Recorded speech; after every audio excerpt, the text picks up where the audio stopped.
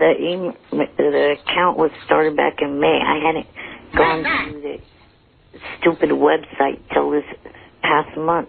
How's that possible? Have you ever posted on the Stern Fan Network under an alias? Yes or no? I have a perfectly good name that won't kill yet. So, why would I have to go to an alias? How do you know when Romeo Blues' account was started? Because he sent me the post that have to remade them. Why would he do that? To show me that he did it. Have you ever posted under an alias on Stern Fan Network? No. On the life of your mother, you swear? I swear. Do you swear on the life of your mother? I'm not swearing on okay, all right. You lying little I'm not lying, though. What is it, Gary? First of all, you should know we're looking up all of Romeo Blues' posts, and they're all wildly supportive of Eric, you should know. And I'm going to give you one right here. Tell me that this isn't written exactly the way Eric speaks. Let me see. Are you that retard that you believe anything that is said about someone, asshole? Drop you pile of... Oh, my God. How many times a day do you say drop you pile of Eric? He says it to me 3 times a day. Yeah. I emailed, what we did was he sent me the posts that were done by the other people. I'd email him my response back to those people. He'd post them. Oh, so you gave your notes on it? All right. I got to move along, but thank you, Eric. I do have to go. Hey, Fred, what do you think the chances are he's not Romeo Blues? 0.0.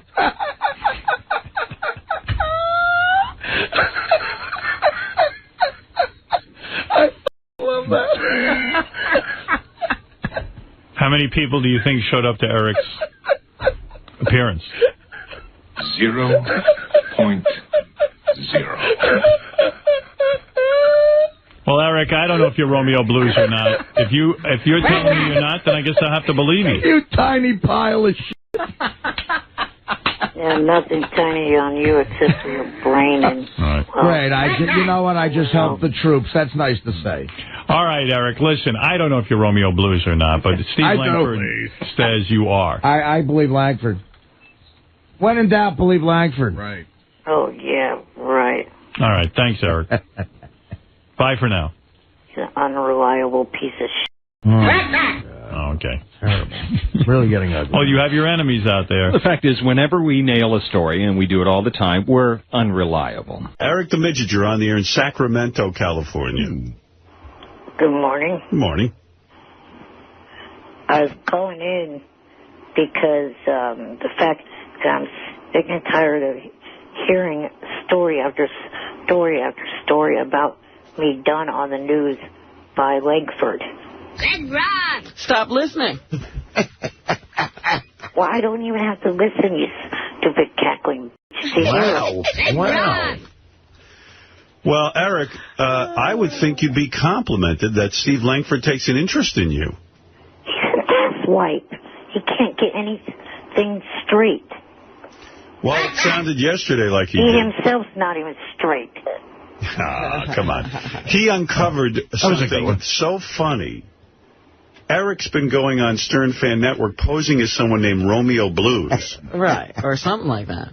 And, you know, that's funny. And while you can't see the humor in it, that's wild. And the other thing was that he had a personal appearance where he got 0.0 people to show up. 0.0. Red Rod! There would have been, I talked to the guy that works at Arco today. There would have been more people that would have been there, but the only thing is they made the mistake and ordered the tickets the wrong way. 0.0. Carter, you're on the air with Eric. Yes, Carter. Carter's not there. All I know is Romeo Blue. I was thinking about it last night, that Eric came up with this pseudonym, Romeo Blues. That is the funniest name ever. You know, isn't that what Lenny Kravitz used to call himself? record songs under that name, I think. Way back. Right. That was his original name, yeah. That's kind of brilliant. Eric, is that where you got the name from? I borrowed the name from a friend in the JFSC that was not my name. All right, but technically it was you posting. I'm saying that is hysterical. Eric posted under the name Romeo Blues. And why? What was the purpose of posting under another name? So that someone would defend Eric. The Romeo Blues was Eric's biggest defender. But it turned out Eric's biggest defender was Eric. Man. Eric didn't want to go on and, first of all, let anyone know he's on Stern Fan Network. Because he's angry at them or something. He's on a rival network. Well, he's on JFSC, which he's trying to start up with Johnny Fratto. So if he went on Stern Fan Network, that would admit that he reads it. And that he likes it. Right. So he went on, and Romeo Blues was like, Eric's a great guy, fuck you, you piece of shit. You know, it sounded just like Eric defending himself.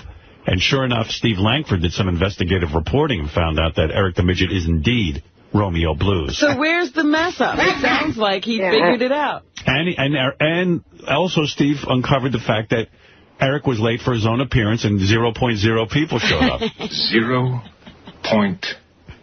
Yeah, I like how he has 3 sources to the other story. Well, he was right. No, I found out it's one big fat-ass horse, the head of SFN. Mutt? Well, Mutt's big enough for 3 people. Hey, you took my joke. Steve has claimed he had 3 sources, not only just Mutt, but whatever. And Eric doesn't know who Steve talked to. Right. All right, Eric. Well, I understand you don't like Steve Langford. I did receive some email about Eric the Midget, and people were upset that he comes off very anti-Canadian. Oh, really? Eric the Midget. Because of the attacks at Steve. Steve is a Canadian, and it says this. I used to be a fan of Eric the Midget. So, Eric, you turned off one of your fans. But lately, whenever Steve Langford gets involved in the conversation, it seems Eric became this kind of anti-Canadian bigot. Has Eric got something against Canadians? Do you, Eric? No, just that jackass. And I'd have something against what, I'd say, if he came from Afghanistan, I'd say go back to Afghanistan or whatever. All right, Eric's saying he has no anti-Canadian bias. It's Steve, not the country. Yeah, treats people as individuals. Yeah. When he's attacking Steve, though, he uses Canada as a battering ram. Right. Unfortunately, Canada gets bashed in the process. Would you like to apologize to Canada? Sorry, Canada has such a pathetic idiot. All right, there you go. Thank you, Eric, and have a nice day. Bye-bye. We have to point out that America has quite a few pathetic idiots, though, too. Yeah, you're one of them. Wow, you're on fire today, aren't you? Attack. Say red rum. Red rum. Red rum. What, Eric, tell us about your day. What are you going to not be able to reach today? Everything. Let's go over to Mutt. I see Mutt from Superfan Roundtable wants to tell us what's happening tonight. Go ahead, Mutt.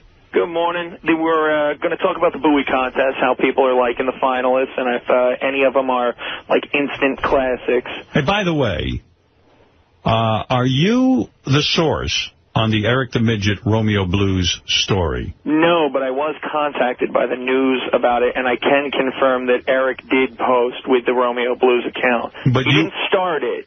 There really is some guy in Texas that started it, but he's definitely posted using it.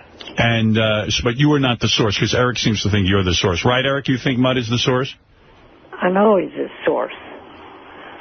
Eric, I swear to you, I'm not. Langford called me about it. Somebody tipped him off. He asked me to look into it, and I confirmed that, yeah, you did post with that account. Ron! Are you there? Yes, I'm here. Well, Eric, you've been busted. You even lied on the air and said you didn't post under the name Romeo Blues. Mutt could kiss my ass and so could his full fucking website. Hey, we love you, buddy. My account, please. I've asked you to do that. Well, why do you keep posting with it if you want it closed? You can't just walk away? Because walking away is for cowards. What? You don't like his website. Then why are you posting on it? You love his website. I didn't do it for 147 days. I didn't go on that site. Yes, and you couldn't help yourself. You had to go back. I love that you know exactly how many days it's been. It's like rehab for him. Eric, admit... I looked at my regular profile, and it said I hadn't posted anything for that long. Eric, admit that you love the Stern Fan Network, because you're on there, and you're always reading it, even if you're not posting. I don't love that website for anything. You do. Then why are you on it? To get fuel to get pissed off. What do you need to get pissed off for? Get fuel.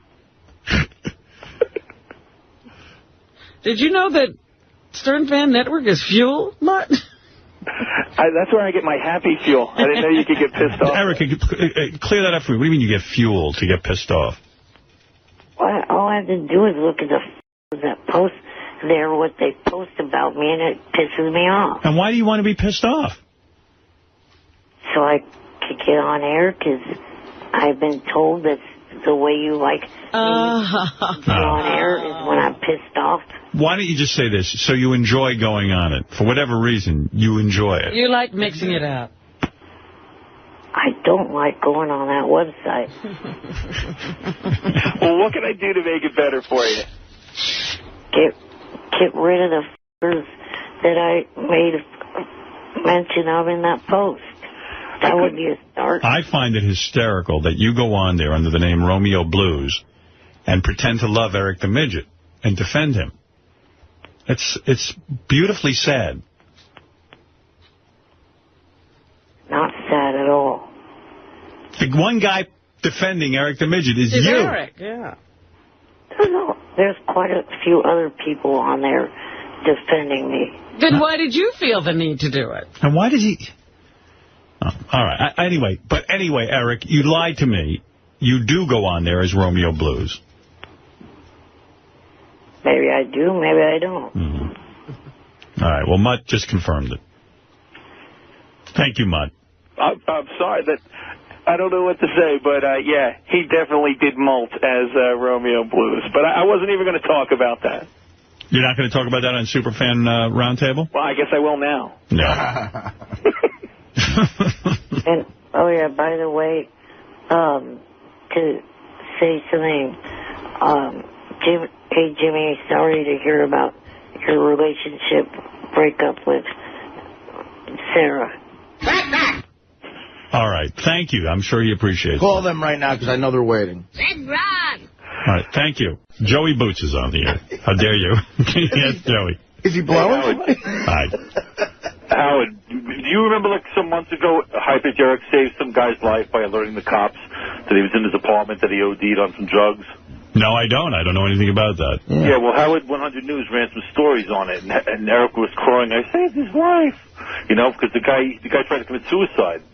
So Eric... Well, I don't know anything about that. I mean, we don't know anything about that. I don't remember what you're talking about. Yeah, Joey, we don't... We ran a news story on it. So this is the guy that... And then while the guy's in the hospital, Eric had access to his apartment. Oh. And the guy left his PIN number sitting around with his Discover card. So Eric decided to help himself over the course of a month, taking cash advances. And that's how... I hope that's not true. And that's what he did. Yeah, oh, Jesus. He's on the net writing about it. He's on the net writing about it? My memoirs. But, you know, he works for a law firm now. We know. Right, well, that's good. He's going to need it. He was outside the other day when I left the station with his dog, Sadie. Sadie! Sadie! Stop it! Stop it! Stop it! Yeah. Committing identity theft. He was coming here a couple of days because I owed him $200. Stop it! Stop it! Stop it! Howard, I don't know if I want him in my apartment for the craptacular now. Yeah, I know what you mean. Wow. You mean they were going to have it at your place? Yeah, they were going to have it here, but I don't know if I want him in here. Do you think Eric's retarded? How could he be retarded? And do you think Gary the retard is doing identity theft? No, but I mean, like, there's levels of retardation. I mean, Gary the retard's severe. I'm talking about... Appreciates the consequences. Hello. Yeah, I don't know. I don't get the idea. You think he doesn't appreciate the consequences? Yeah, I don't think Eric... He's stupid to know. Yeah, I don't think Eric understands how much shit he's going to be in. He definitely knows how to rip people off. He's done it over and over, and he's going to do it again. Wow. Well, all right. Well, I know he's had trouble in the past with a lot of people who've called in. But that's kind of up. This guy's like a good friend of his, and the guy let him use his apartment because he knew Eric was in between apartments. Oh, that's awful. But don't his friends know that he likes to steal? Nobody ever thinks that he's going to steal from them, you know? Yeah. Eric is a piece of shit. Wow. You were friends with him, weren't you? Yeah, I'm totally, like, want to distance myself from him now after what he did. Eric the Midget wants to say something about this, Joey. Hold on. Eric, yes. Good morning. Good morning. Yes, Eric. Speak. Yeah, Eric, I say good morning, and then you don't say anything. Go ahead and say whatever you want to say. Say something, dickhead. Come on, Midget. Hey, fat ass. Which one? Well, the one that's in the studio. Oh, Joey. Artie. No. Eric, go ahead. I was calling in because now everybody should be retracting their statements that say, oh, High Pitch is a better person than Eric, the actor. Who said Well, that? that might still be a dispute. I didn't even know there was a debate about who was a better person. You mean there's a debate somewhere where they're debating who's better, High Pitch Eric or Eric the Midget? Who's a better person? There are some people that I've seen that have said that. I've never... You tried ripping off a friend. You tried ripping off Johnny. Well, I didn't. Yes, you did. I mean, Eric was negotiating his fees. Yeah, negotiating. Trying to rip him off with a padded bill. Money owed. Yeah, how come you didn't get it then if it was owed? You and your padded bill. Oh, he got it. Out of $8,000, he got, what, $40 he sent you? No, 300. Yeah, good negotiating there.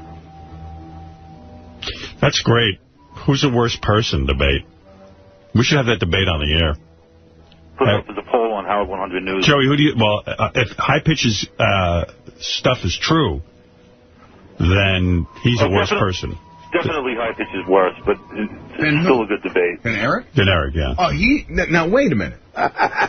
Hold on. Well, here's the debate. Didn't he try to bamboozle, Johnny Fratto out of $8,000? Well, where have you been? Triple. That's what we're talking about. That's what we just said. Sorry. Yeah, but he's just bringing in the fact that it was 8,000. He was trying to get it, as opposed to Eric's 3,000.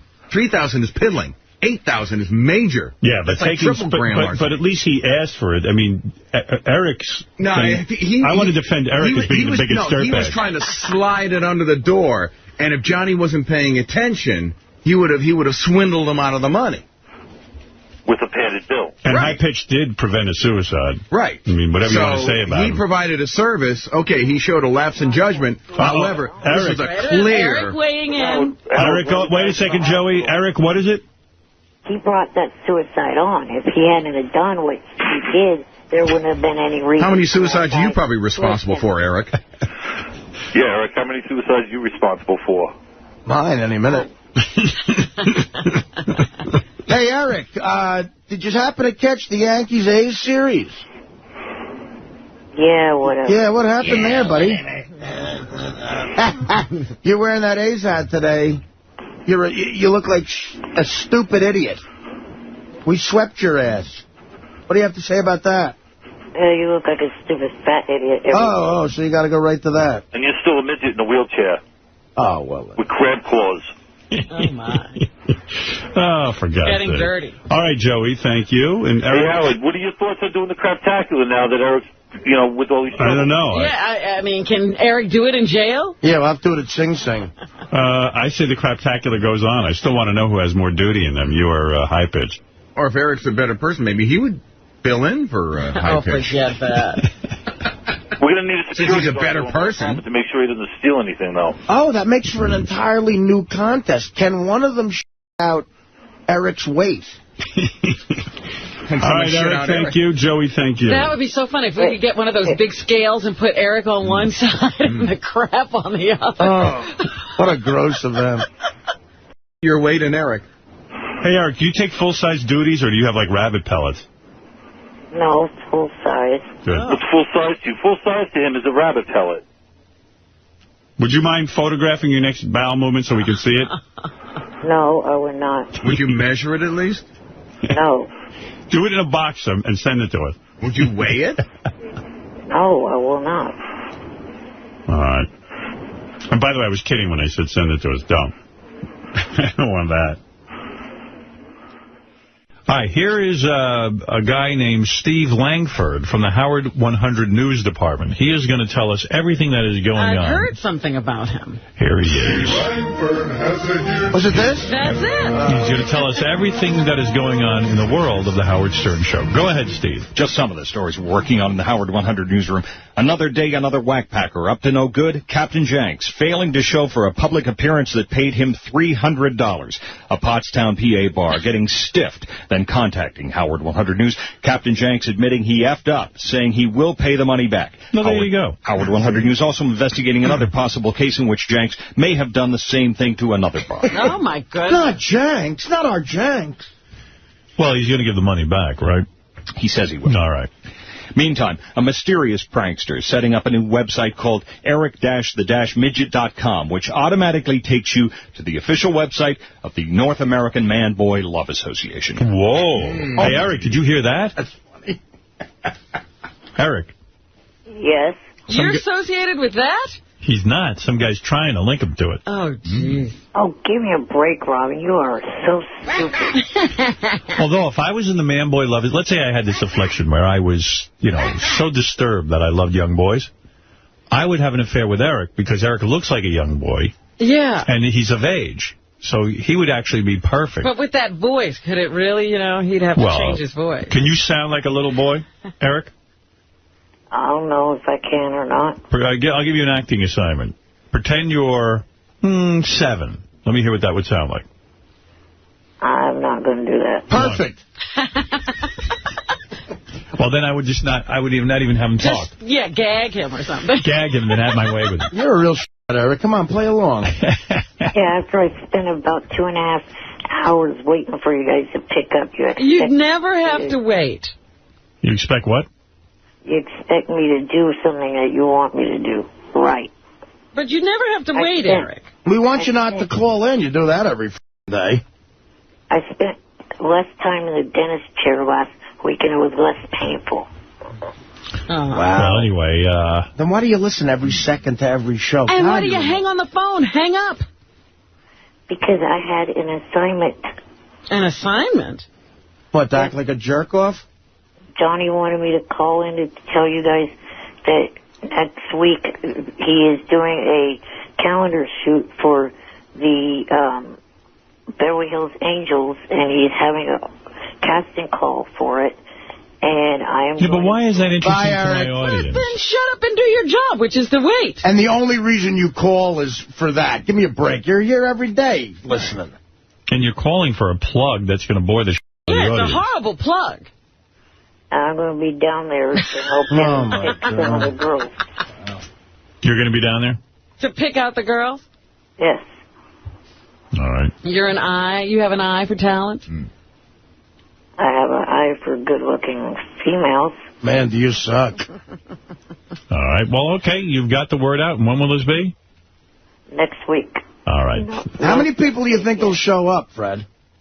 Ooh, that's a good question.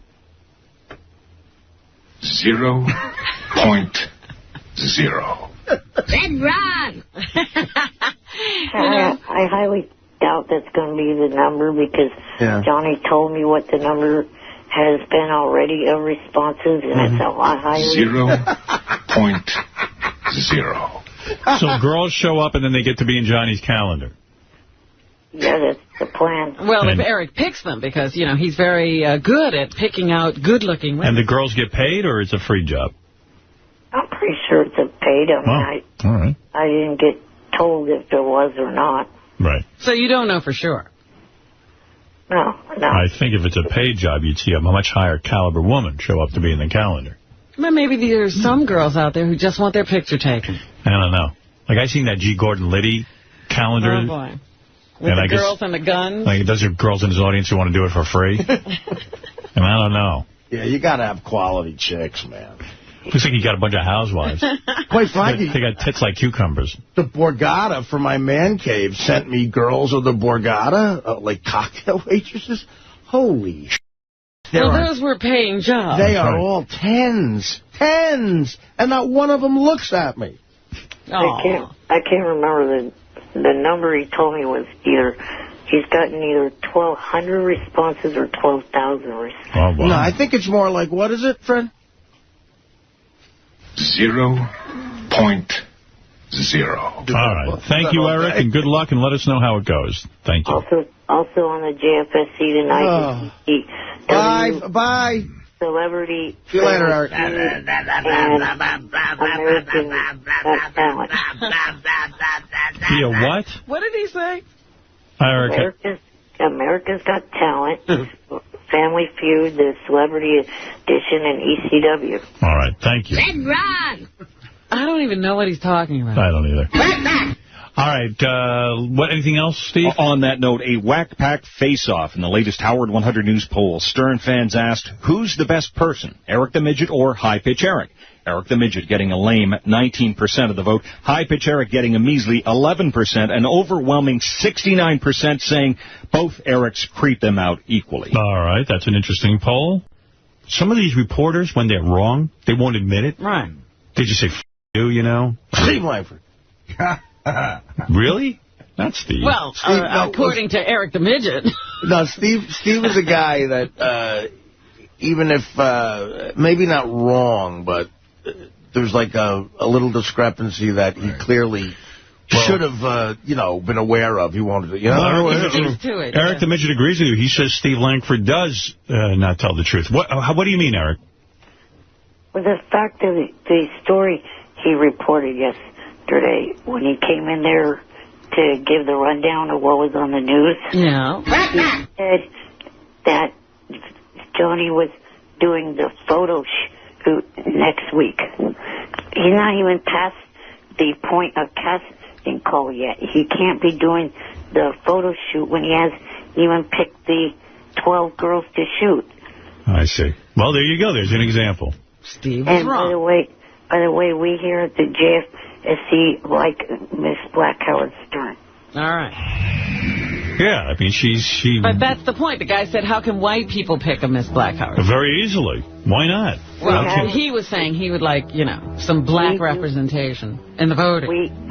Robin, shut the f*** up. Oh, let me finish his sentence, you little nutcase. Let's run! As I was saying, we do have a few members of the room that are African American.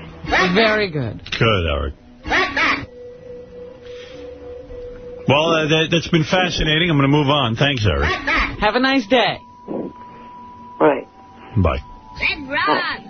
There's Eric correcting Steve Langford. Oh, Eric the Midget wants to say something to you. I said he could. Go ahead, Eric. Good morning. Morning. Langford, what is your problem? You trying to screw the story up with... Well, it's very funny that you just called because we have a story about you. And in the latest edition of Eric the Midget's Misstatements, the vertically challenged and truth challenged little guy coming up short again, trying to pretend... Our headline yesterday about an upcoming photo shoot in L.A. was incorrect. Eric the Midget's accuracy rate now perilously close to 0.0. What do you mean? Well, in other words, he was on the show earlier today claiming, pretending, lying, that our story yesterday was incorrect. Wrong again. It is incorrect, you Wrong. So just because you make up this stuff all the time... Hey, you need to be exposed. No, you jackass. Again. Straight from Johnny, you stupid. Well, apparently your English is not very good. No need to curse. Moron. I got that straight from Johnny. It's still casting call time. Upcoming photo shoot. Upcoming photo shoot. No, it's not. No, it's not? Who would even care? Yeah, I mean... Really? You're carrying on just because he said upcoming photo shoot? Well, Robin, I don't want any... Johnny's people that are females that want to do this, thinking that the girls have already been picked, that there's no shot of any chance that they'll be in the calendar. Oh, boy. Well, I don't think that's a problem. Are you wearing a muscle shirt, Eric? No, I'm not. A muscle shirt? Yeah, like he's got like a... That would be a muscle-less he looks shirt. He looks kind of jacked up today, like he worked out or something. He's got like those big shoulders. Doing steroids? Yeah. And he's got a new haircut, like where it's Well, he's not wearing a hat. But his hair is parted on the side, and it's obviously dyed black. Yeah, he must have just gotten a new dye job. Black. Did you dye your hair? In a couple of weeks, but it's not black. Yeah, okay. He dyed his hair like... Well, he was wearing the cap because he couldn't get to the beauty parlor or something. Right. I don't go to a beauty parlor, you stupid... Where do you go? He does it himself. He goes to the bathroom. Pretty obvious. I don't do it myself, either. Who does it? My mom does it when she's around. No.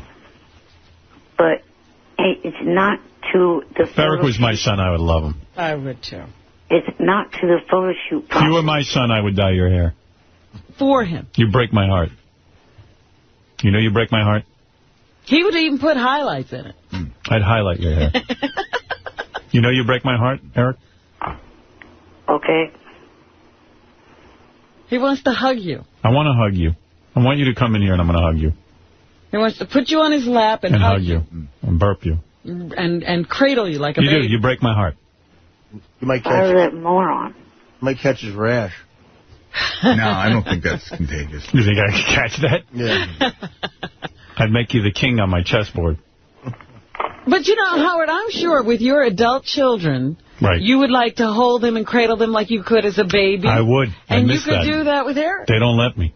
I said, come here and sit on Daddy's lap. Let me give you a hug and a kiss. No, really, seriously, you're right. I would love to. Yes, I love most people with adult children, they wish they could do that. The kids don't like it, though. Would you dress them up special? Who, Eric? Like a little, he just breaks my cowboy heart. outfit? Look, you know why he breaks my heart? Because here's a guy with multiple afflictions. Right. And look at him. He loves his camera. He's on the internet. He's on cam. He's all fired up about Johnny Fratto's calendar shoot and making sure that there's accuracy. I mean, look at him. He loves life. He fights about everything. He's such a loyalist. You love life, don't you? Yes, I do. He does. And I like the idea that your mom comes over and she washes that head and dyes that hair. She cares, too. She does? She knows it's important to him. It's crazy. But she needs to pluck those eyebrows. Guy's 2 feet tall, and she sits there and she does that. Look at how big his eyebrows are. I think they got beefy or bushier since he cut them. Andy Rooney thinks those are too big. I love you. I love you. I'm going to say it right now. I don't care what the audience says. He's going to hold you and pluck your eyebrows. I'm going to pluck your eyebrows. I do. I love you, Eric. Well, if you do, fire Langford. Oh, that's not nice. That is vindictive. You know what? Strings attached. You don't have to be ugly. You're a butterfly. Fly. Yeah. But I'm not too crazy about you. Artie has no feeling for you. Me, I love you. Well, I don't have any feeling for that fat ass either. Ooh. All right. Well, all right. Steve says you're lucky I'm asleep, Eric. Steve says his story is accurate and he stands by it. Sorry, Eric. It's not accurate. Bye, take care. Langford's had a pretty good track record recently. Always. I'm picturing that mother will dye in that hair. Now, are we speaking to Eric or Romeo Blue? Are you still Romeo Blues? Or have you stopped that shenanigan? Never was. Eric, who's the liar now? I got to call you out on that. You did post under the name Romeo Blues. And what about that $8,000 bill to Johnny Fratto for services unrendered? Now, you were Romeo Blues. You can be honest about that. You don't have to lie. As long as that idiot is honest that he has the wrong story. What? No, he has the right story. There's a calendar. All right. I got to go, Eric. I just want him to say that he's not correct because he's not. Listen, you can't retract a story that's true. The fact is, you got busted several times by us, and it hurts. I'm not. There's nothing to bust on me this time. So the fact is, you are wrong. When you do get busted, you want to fight back, and you pretend that stories aren't true. They're true. Not this one. Oh, yeah. That is true. Every time so far, Steve's been proven right. Steve's been pretty good on this. He's got an incredible track record when it comes to you. He may have messed up some other stories, but... Name one.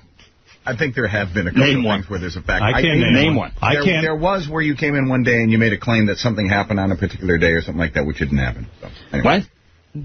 No, that was the day that Howard was wrong. I was wrong. There was another thing before. All right, listen, I got to get out of this. Thank you. Okay. All right, guys. Bye.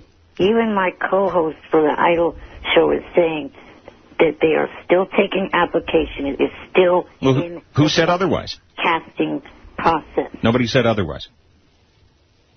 Have fun. I don't want Johnny to be getting any cancellations because the girls are believing your dumbass. Johnny gave us the story. The girls have not been picked. Big deal. He's still trying to narrow it down. Who cares? He's still accepting applications. Shut the f*** up. All right. Thank you, Eric. I'm glad you straightened that out. Bye-bye. Bye. What else? Let me say good morning to your favorite, Eric the Midget. Oh. He's on the phone, and I couldn't even get to him yesterday. I'm sure he's upset about it. Yeah. Eric, hello, and what can I do for you? Well, I had a couple questions about the merger. I'll answer what I can, but I really don't know much. Go ahead. Well, I was just calling because I want to know if now that the deal is completely done, are we going to have to listen to you talk about it as much as you had in the past? I actually don't think I talked about it a lot, Eric. I kind of didn't think people were that... A lot of people complain in the JFSC room. Oh. Well, I don't know. What can I tell you? I don't read the JFSC room. You do. But I'll tell you this. This is what I know about the merger. There's already a midget at the merge at the XM channels. Really? So one of them has to go, either Eric or their midget. We're having to only accept one midget? Yeah, because you can't have two classic rock stations, and I mean that's just not cost efficient, I would imagine. I mean, I'm guessing at how they program this thing. And now there's Eric the midget here at Sirius. And then I think there's Ivan the midget over at XM. Oh. And we're thinking of just using Ivan as opposed to Eric. Well, have we listened to Ivan? Do we have tapes? He's great. He stutters, yes. Oh, a stuttering midget? That's right. And he flies with balloons. Oh. Oh, well, that settles it. That's the breaker right there. Yeah. I don't know. Do you have anything to offer, Eric? I don't know. Uh-huh. Well, there's competition now, you see. They said there was not going to be competition. There is competition. It's either Ivan or now, Eric. Is Ivan taller than Eric or shorter than Eric? Oh, no, shorter. Ooh. Now, is he in a wheelchair or is he running around? And he's a professional comedian. He's a professional comedian? And he does song parodies.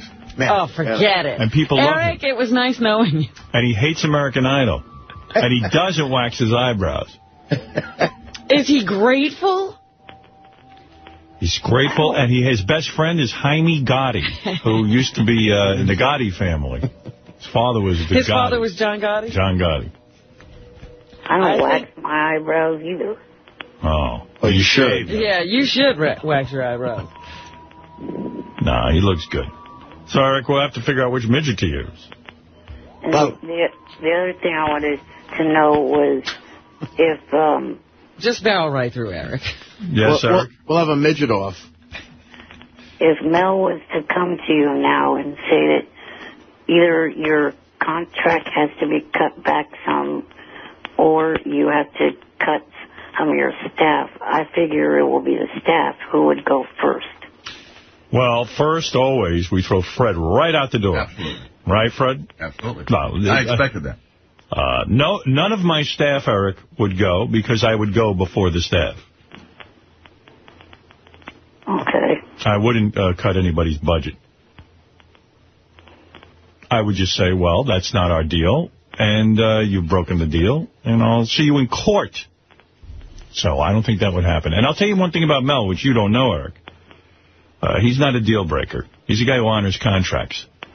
Very honorable guy. He never pulled shenanigans with anyone that I know of. I don't mean just me. If he makes a deal, he sticks by it. Right. He's not a scumbag. Like some people we know. Well, there's tons of scumbags in this business. There really are. And there are management people who just literally make contracts and then figure out, well, how do I get out without paying? You know, and they come up with all kinds of shenanigans and all kinds of, lawsuits and all bullshit. And, Mel's not that kind of guy. Makes a deal, he's a man of his word. I mean, every single deal that I've seen him make, not just with me, he has lived up to. He's he lives in rarefied air among the scumbags I've dealt with. Right. I find him to be very honorable. I was just hoping that this would lead to both Shuley and Langford leaving. I see. If Mel cuts back, what about Shuley and Langford? Well, that would save $14,000 a year. But well, you got to begin cutting somewhere. What could we do with that? Right. Yeah, and then, if you want to get it up to $20 a year, you could cut J.D. as well for all three. So that's a lot of money. You think we spent $20 on those three people together? I didn't realize it was that much. That's without J.D.'s bonus. All right, Eric. Does that answer everything? Yeah. Thank you. He doesn't even seem to care about the answers. He likes to get at his questions. I think he's the mouthpiece for the JFSC, and those were burning questions on the board, apparently. You know what, Eric? Whatever I talk about, whether it be the merger or politics or there's a contingent of people out there who feel I shouldn't speak about whatever I'm speaking about. They don't appear to like the show.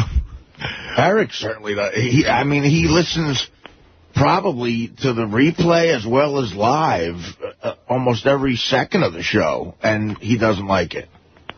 The only time I listen is when I'm on hold. Mm-hmm. Really? But you're on hold 4 hours a day. Yesterday, I noticed you were on hold for the entire show, almost 5 hours. The show went till 11 o'clock. Right. And you called in the 6 o'clock hour, and I saw you on hold. Right. And I experimented yesterday. I sat there and said, I wonder how long Eric would hold on. And through the whole show, I noticed in the 7 o'clock hour, Eric was still on. 8 o'clock hour, Eric on. 9, 10. Finally, at 11 o'clock, of course, we clear the phones. So you hear quite a bit of the show. And it's not only when you're on hold. I think you're lying. I think you're being disingenuous, because there are times that I'll be on the air and you've already been on, and I assume you go back to bed, and then there you are again 2 hours later commenting on what we've just been commenting on. See, I don't think you're being genuine. Oh, I don't go to bed, but when I comment on something that you talked about, that's due to the fact that someone in the room told me. Someone told me you were passing out in front of your webcam yesterday. Passing out? That's what they said, and he had a giant red zit on his chin. Let me take a look. Is that true? You had a big zit on your chin? Yeah, there you go. What are you wearing? All green today? Yeah, A's. Yeah. The A's. The A's. The A's. Yeah, like your team did so great against Boston Sunday night. Well, look at the size of that zit on It's almost like another head. That is a big zit. I think that zit's weighing you down. I see you trying to cover it, but he had his hand over it. Now I could see it. Between the green clothes and the red zit, he looks like a Christmas ornament.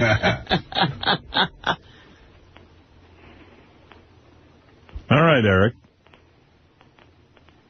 Is he still there? Oh, yeah. He's very slow today. Yeah.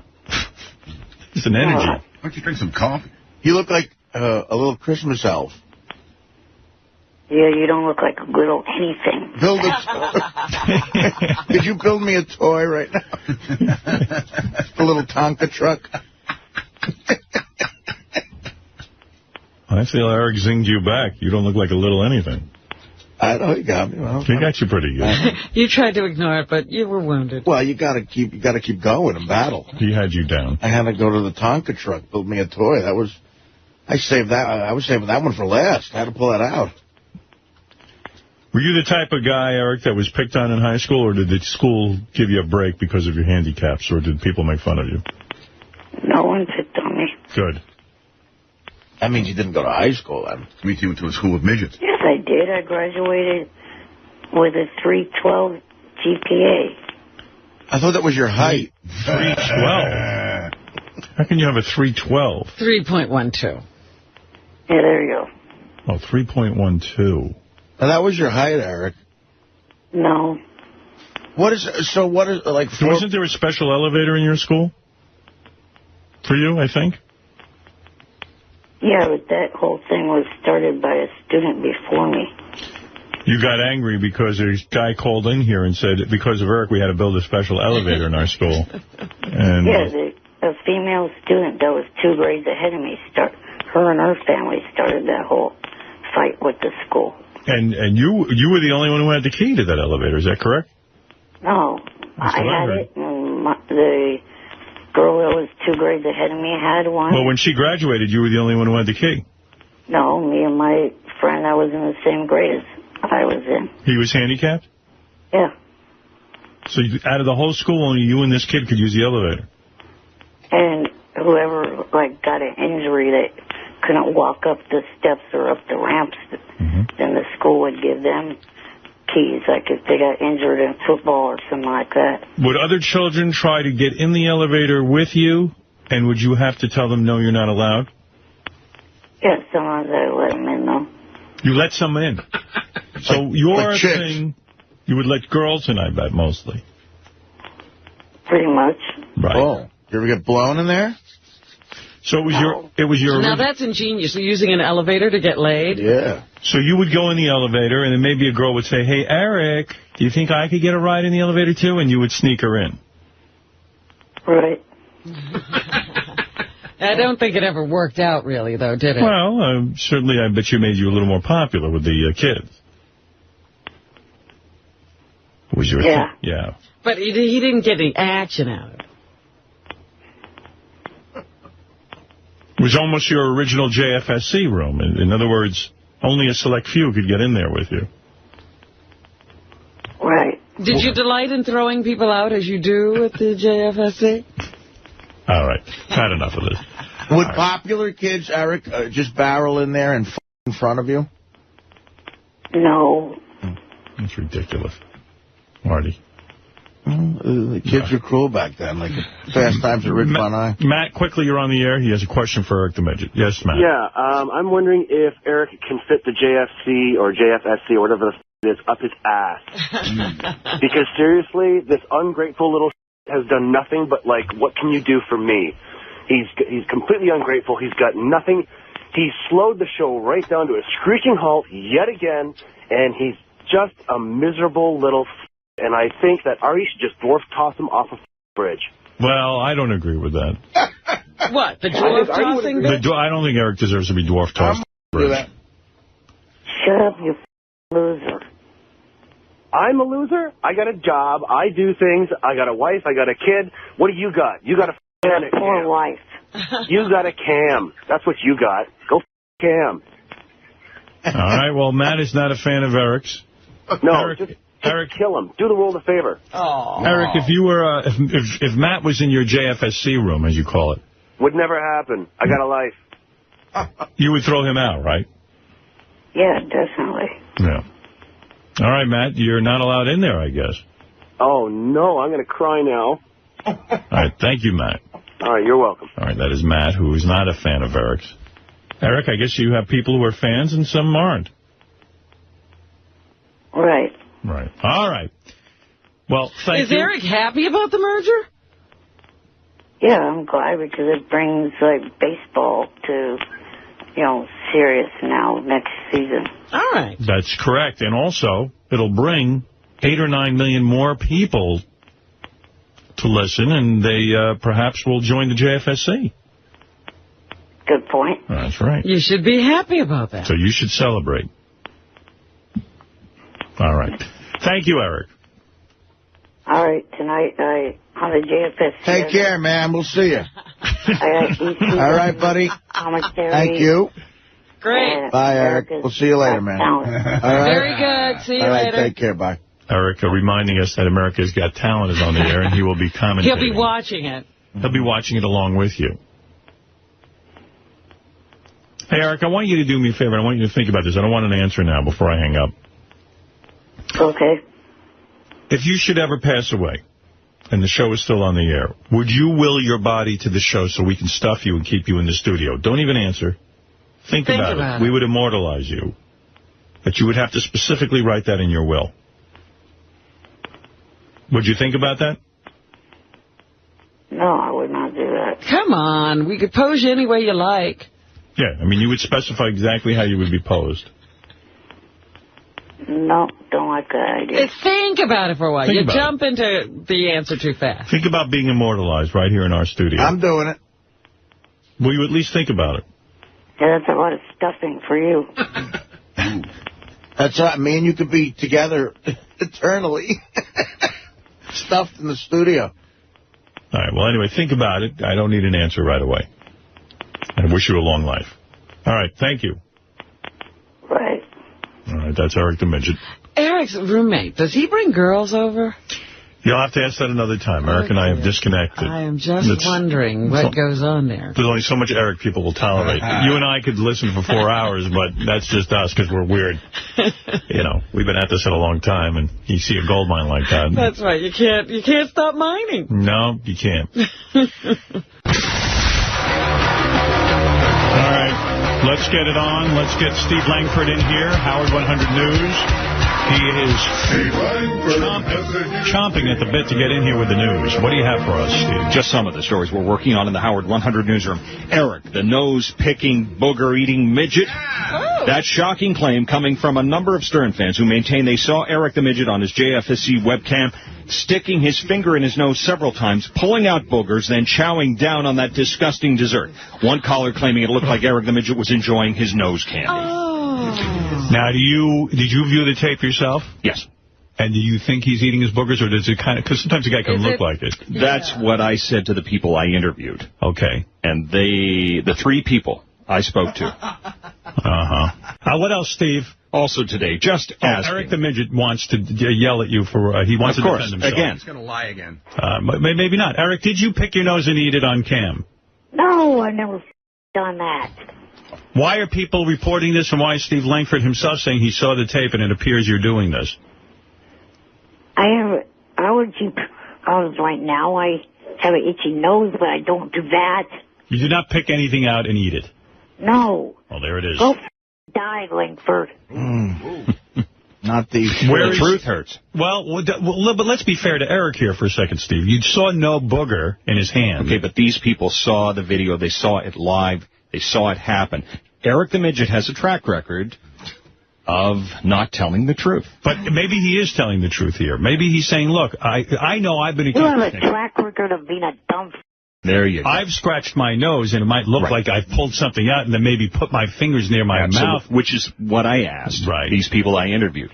They maintain. These are 3 independent sources? Absolutely. People who saw it. And there are many people on Stern Fan Network who saw it. And it was visibly like having lunch. Yeah, it wasn't like a... full of dumbasses. Didn't we catch him doing it once, and didn't we play it for you on the air not that long ago? I don't recall. Oh, shut up, Baba, retard. Everybody's retarded. Nose picker. Getting ugly here. Booger eater. Getting ugly. Well, Eric denies it, and he would know, but who knows, Steve? Steve, I have to see the tape for myself. Is it possible to produce this tape? We've got the screen saves, but in terms of the rolling live picture, I don't believe anybody has that. I see. All right. Well, Eric, I don't know. If you need us to send you food, if you're that hungry, I would do it. I mean, I don't think you have to exist on boogers. Yeah. I don't. The merger Steve reported on is the one between a booger in your mouth. Oh, shut up, dude. Nothing that won't go in your mouth is. No. Look, It's all about timing. Listen. This is what I've been using. Tissues. It's a tissue, yeah. All right, Eric. Well, I believe you, Eric. I don't. Steve only said it appears to be you're eating your boogers. He didn't give the definitive answer. The people I interviewed gave definitive answers. And they say he ate a booger. Absolutely. All right. Who are they? Fess up. Will you swear on the Lord Jesus Christ that you ate no boogers? I swear I did not. Well, Really? And what will you swear on? Will you swear on the life of your mother? I'm not going through that again, but... Uh-oh. No, I did not. Steve taking a bow, and a well-deserved one. Steve bowing. So you did eat the booger. You can say. No, I did not. And swear on the life of your mother you did not. I don't do that stupid You shit. have in the past. That means he's done it. That means you ate the booger, Eric. Yum. No, that does not. You would swear on the life of your mother, because you've done that before. You would swear on the life of your mother if you were telling the truth. It's okay if you ate a booger. It was stupid of me to do that the first It was stupid time of I you to did eat it. the booger. Yes, you're right. Listen, first of all... The second time I ate it was an accident. There's no one immature enough on the Stern Fan Network to spread a rumor about a guy eating a booger. Eric. These are responsible, mature people. Do you swear on the life of your mother? Please, Artie. Did you... Give me a break. The website's full of morons. Yeah. You should look up sarcasm in the dictionary. Ralph has a question for you, Eric. Yes, Ralph? Yes, quickly, Eric. Hello, Eric. Yes, Barry idiot. Yes. What time do you pick your nose? Because I want to tune in for that. Early morning. Is it coming up? I don't think it was a planned event. He probably did it. If he did do it, he probably did it, like, not even thinking that he was on cam. But Ralph's onto something. If he's going to do it, plug it. I mean, you know, yeah. Actually, when do you do it, Eric? I mean, what has to be going on? You know, it is true Eric did swear on his mother's life. But he was lying to us because it had something to do with Kendra. Right. And he lied. And I know he feels bad about that. I think swearing on your mother's life would end the controversy, though. Yes, here's Shuli. When we did a show, Eric came out to do a show with us in Oakland. I could have sworn I saw him eating a booger backstage as well. Ooh. Big one? Oh, shut up, Four Eyes. Either he picked his nose and ate it, or his handler, picked his nose and was feeding it to him. But he was definitely chewing on something. Oh. Well. Get off the pot, you idiot. Get off the boogers, Eric. Why are you eating boogers? I'm not, you retard. Eric, end the controversy. Swear on your mother's life you did not eat a booger.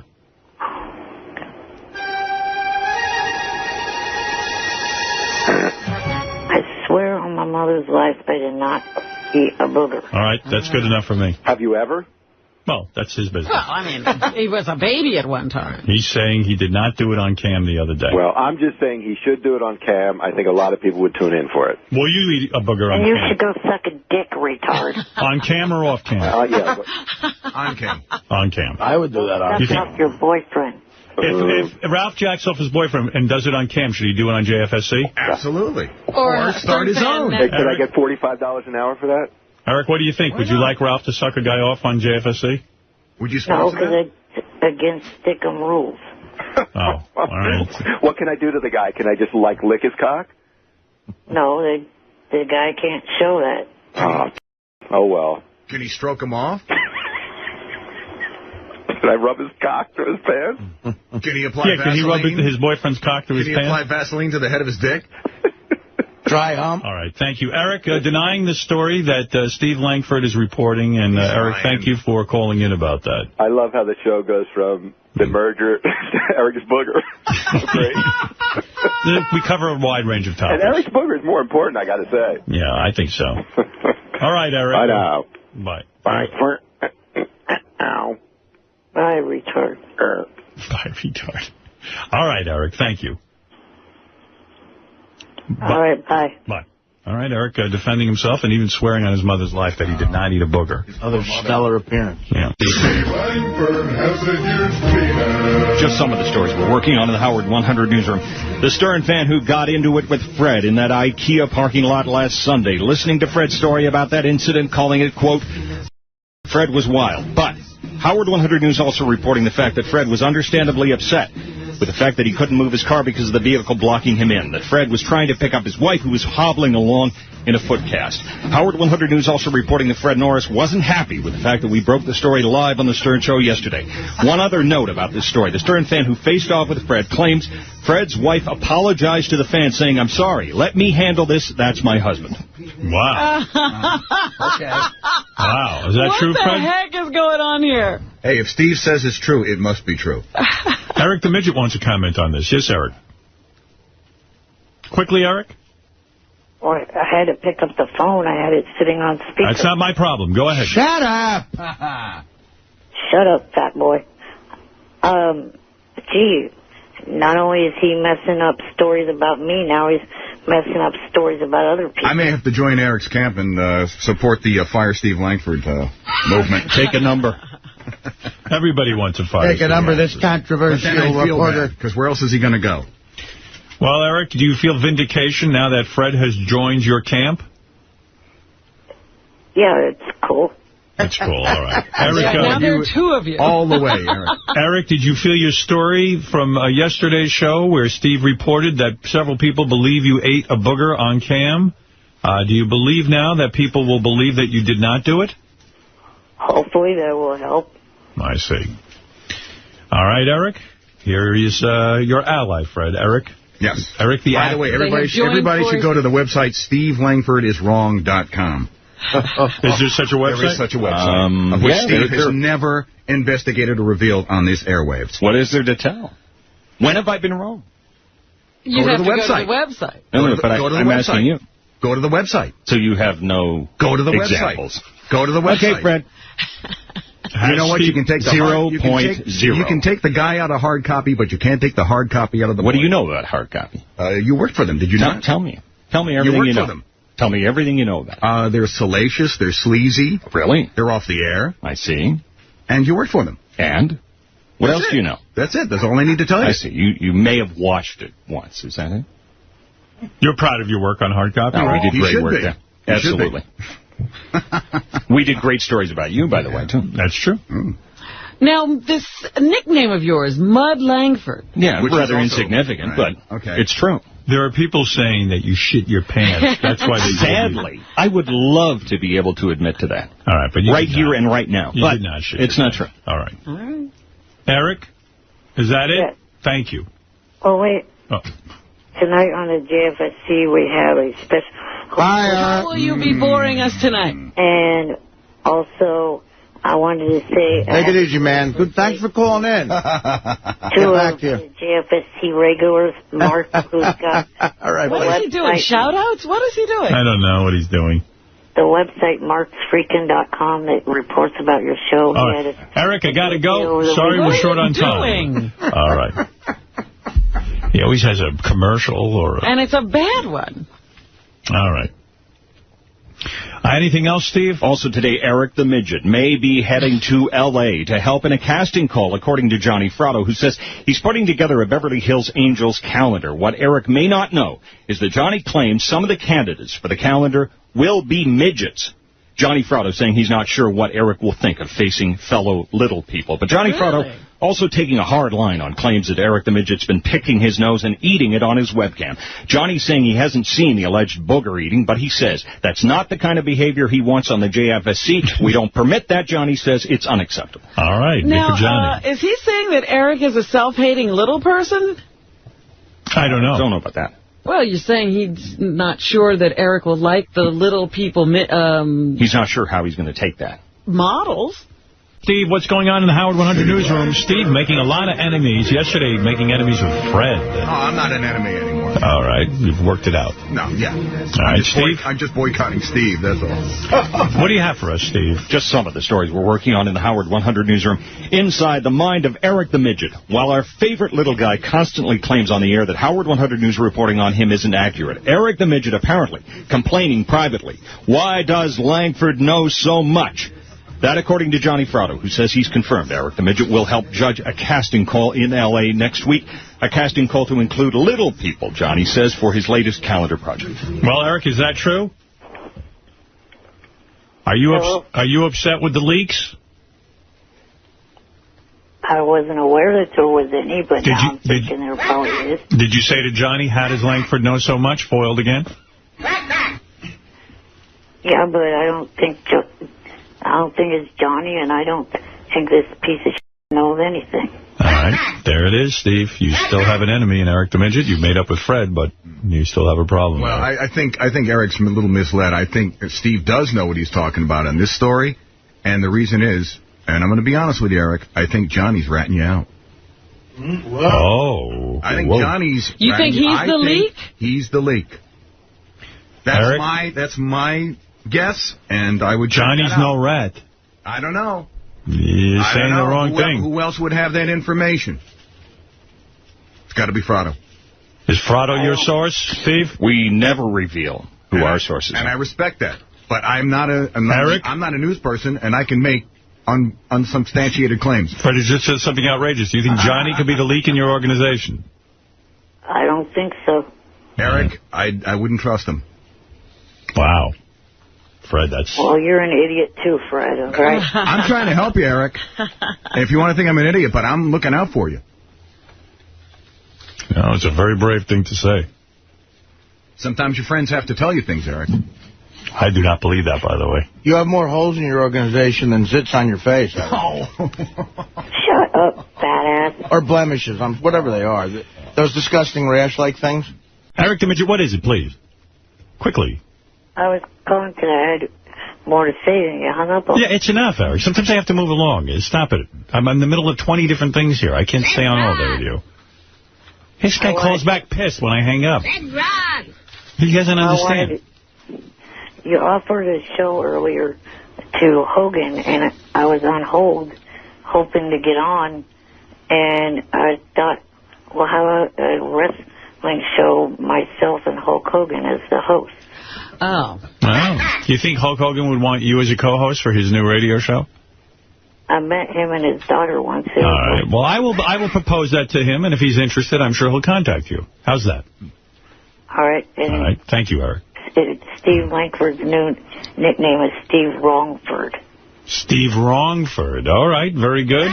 Thank you. Steve, I know you don't like that name because you feel you're right. You should be Steve Rightford. I mean, again, he's never accurate. All right. Fair enough. Eric, thank you. Go yourself, Canadian jackass. Ex-Canadian. All right. That's Eric the Midget. Eric the Midget wants to say something. Eric, you got to go quick, though. Go ahead, Eric. I got to get to Bob Saget. I got a busy show. Hurry, Eric. Where are you? I'm here. All right, Eric. What's up? What's on your mind? Well, I was calling because I've tried for the last couple of days to call in and talk about some of the JFSC stuff. Like, for instance, yesterday was Johnny's birthday, and today's Johnny Jr.'s birthday. Happy birthday to both. We'll see you, Eric. And thanks for calling. Eric gets mad at me when I don't get to him on the phone, but I can't get to him every day, you know. And he still doesn't get it, no matter how many times you explain it to him. And now he's announcing birthday. Yeah. And happy birthday, Johnny and Johnny Jr. Yeah, but, you know, come on. We like those guys. Yeah. Send us an email. All right, Eric, I've just been a little busy. That's all. We have a lot to get to. Also this week, I'm going to try to open up through PayPal a store to sell autographs and other stuff like that. All right. Well, please give us more details later. Good luck. Thank you, Eric. He's going to be selling autographs. Eric 0.0. Eric the Midget, you're on the air. Okay, finally. Oh, God. Oh, boy. I'm going to explain it to you one last time. You little shithead. Eric, the show isn't about you. I try to get to you when I can. I do not mind getting through guest interviews, but getting through bullshit like I've been getting through... Then hang up! Yeah. Me off. Who needs to hear from you then? Then hang up. I'm calling because your stupid-ass reporter, Langford, I think, is getting to Johnny and getting Johnny to cut me out of No, how's that? I don't think so. I think Johnny's probably had it with you. What is it Johnny cut you out of? Well, it's been almost 5 days that I've heard from Johnny and nothing. Yeah, but Eric, you're misled. Shut up! for a minute. The fact that you... Shut up and let me finish. But, Eric, you're not understanding something. Let me correct you. Johnny likes publicity, and when Steve Langford talks about you on the air, he is getting publicity for these events. So Steve Langford isn't the problem. Johnny probably just doesn't want to deal with you. Shut up. Let me fucking finish. You little douche. All right, go ahead. Shut up, fat loser. Go back on heroin, piece of shit. I wish I was on it right now listening to you. Red Ron. What could you possibly have to say that's interesting? I was saying... 0.0. It's been almost a week since I've heard from Johnny. I think his Langford stories that he's been doing is getting Johnny to start cutting me out. No. What could he have said? What did Langford report on that could have pissed Johnny off? Can you let me get through the sentence before cutting me off? Wow. Well, look, I think that you are completely misreading the situation. Steve Langford's reports keep you in the news, and that's what Johnny's after. Johnny's probably pissed at you because of you. Yeah, Johnny just doesn't like dealing with you. Honestly. He doesn't mind dealing with me at all. Then why isn't he calling you? Rip him off. But why isn't he calling you? Because he didn't care about Steve Langford. He's just not interested. Once in a while, he's interested, and sometimes he's not. But you sound pissy. What happened to you? You're tough to take. You have to understand that. Eric, what happened to you? You sound horrible today. Like, just angry and... Well, he lost Johnny, he thinks. Oh, I see. I was supposed to be part of the Angels casting call. I haven't heard from Johnny for almost a week now about that whole thing. Yeah, because probably nobody even wants to be in this. But wait a minute. Did he make some outrageous demands? And no, I did not, you stupid. You don't have to end it all with stupid bitch. Just answer the question. That's how he feels, Robin. I understand from those people watching on camera that Eric is extra blotchy today. Really? Shut up, you dumbass. That's what they're saying. Let me take a look. Here, I got you up on your webcam. Are you extra blotchy? It's hard to see. The lighting is so pull poor. Back that camera. Eric, can you back up a little bit off so I can see your face? You're too close. No, I need to see if you're extra blotchy. That's all. I don't give a shit you need to see. Oh, I see what they mean. It's on your forehead. You're very red. But I think that's when he gets angry. Uh-huh. You are a little bit blotchy. People are right. A lot of stuff going on around that nose. A lot of zits. Yeah, and that San Francisco hat is goofy. And the glasses are new. Shut up, dickhead. I think the glasses are new. Really? Yeah. No, the glasses are not new. Are those tinted? They're like photo grays or something. No, those are tinted. No, they're not. They look like some rapper type. They're only tinted when you go outside. Oh, you got the ones that darken when you go outside. Yeah. Oh. You're one of those little goofs. See, he doesn't have to change into sunglasses. Oh, you're lucky. Why don't you just get a mullet? You know, the guy has nothing to do all day. You think he wouldn't mind changing into sunglasses? You know, like give him something to do. Yeah. Why are you too lazy to change into sunglasses? I'm not. I just prefer not to have two different prescription glasses. So you go indoors and they brighten up, and then you go outside and then they darken. How do they know? Well, all right, Eric. Well, thank you. I don't believe that Steve Langford's your problem. I think you have problems with Johnny. And I don't think it has anything to do with Steve Langford. What was your last conversation with Johnny? It was about, the casting call and also a thing that was possibly going to happen on Labor Day weekend in Vegas.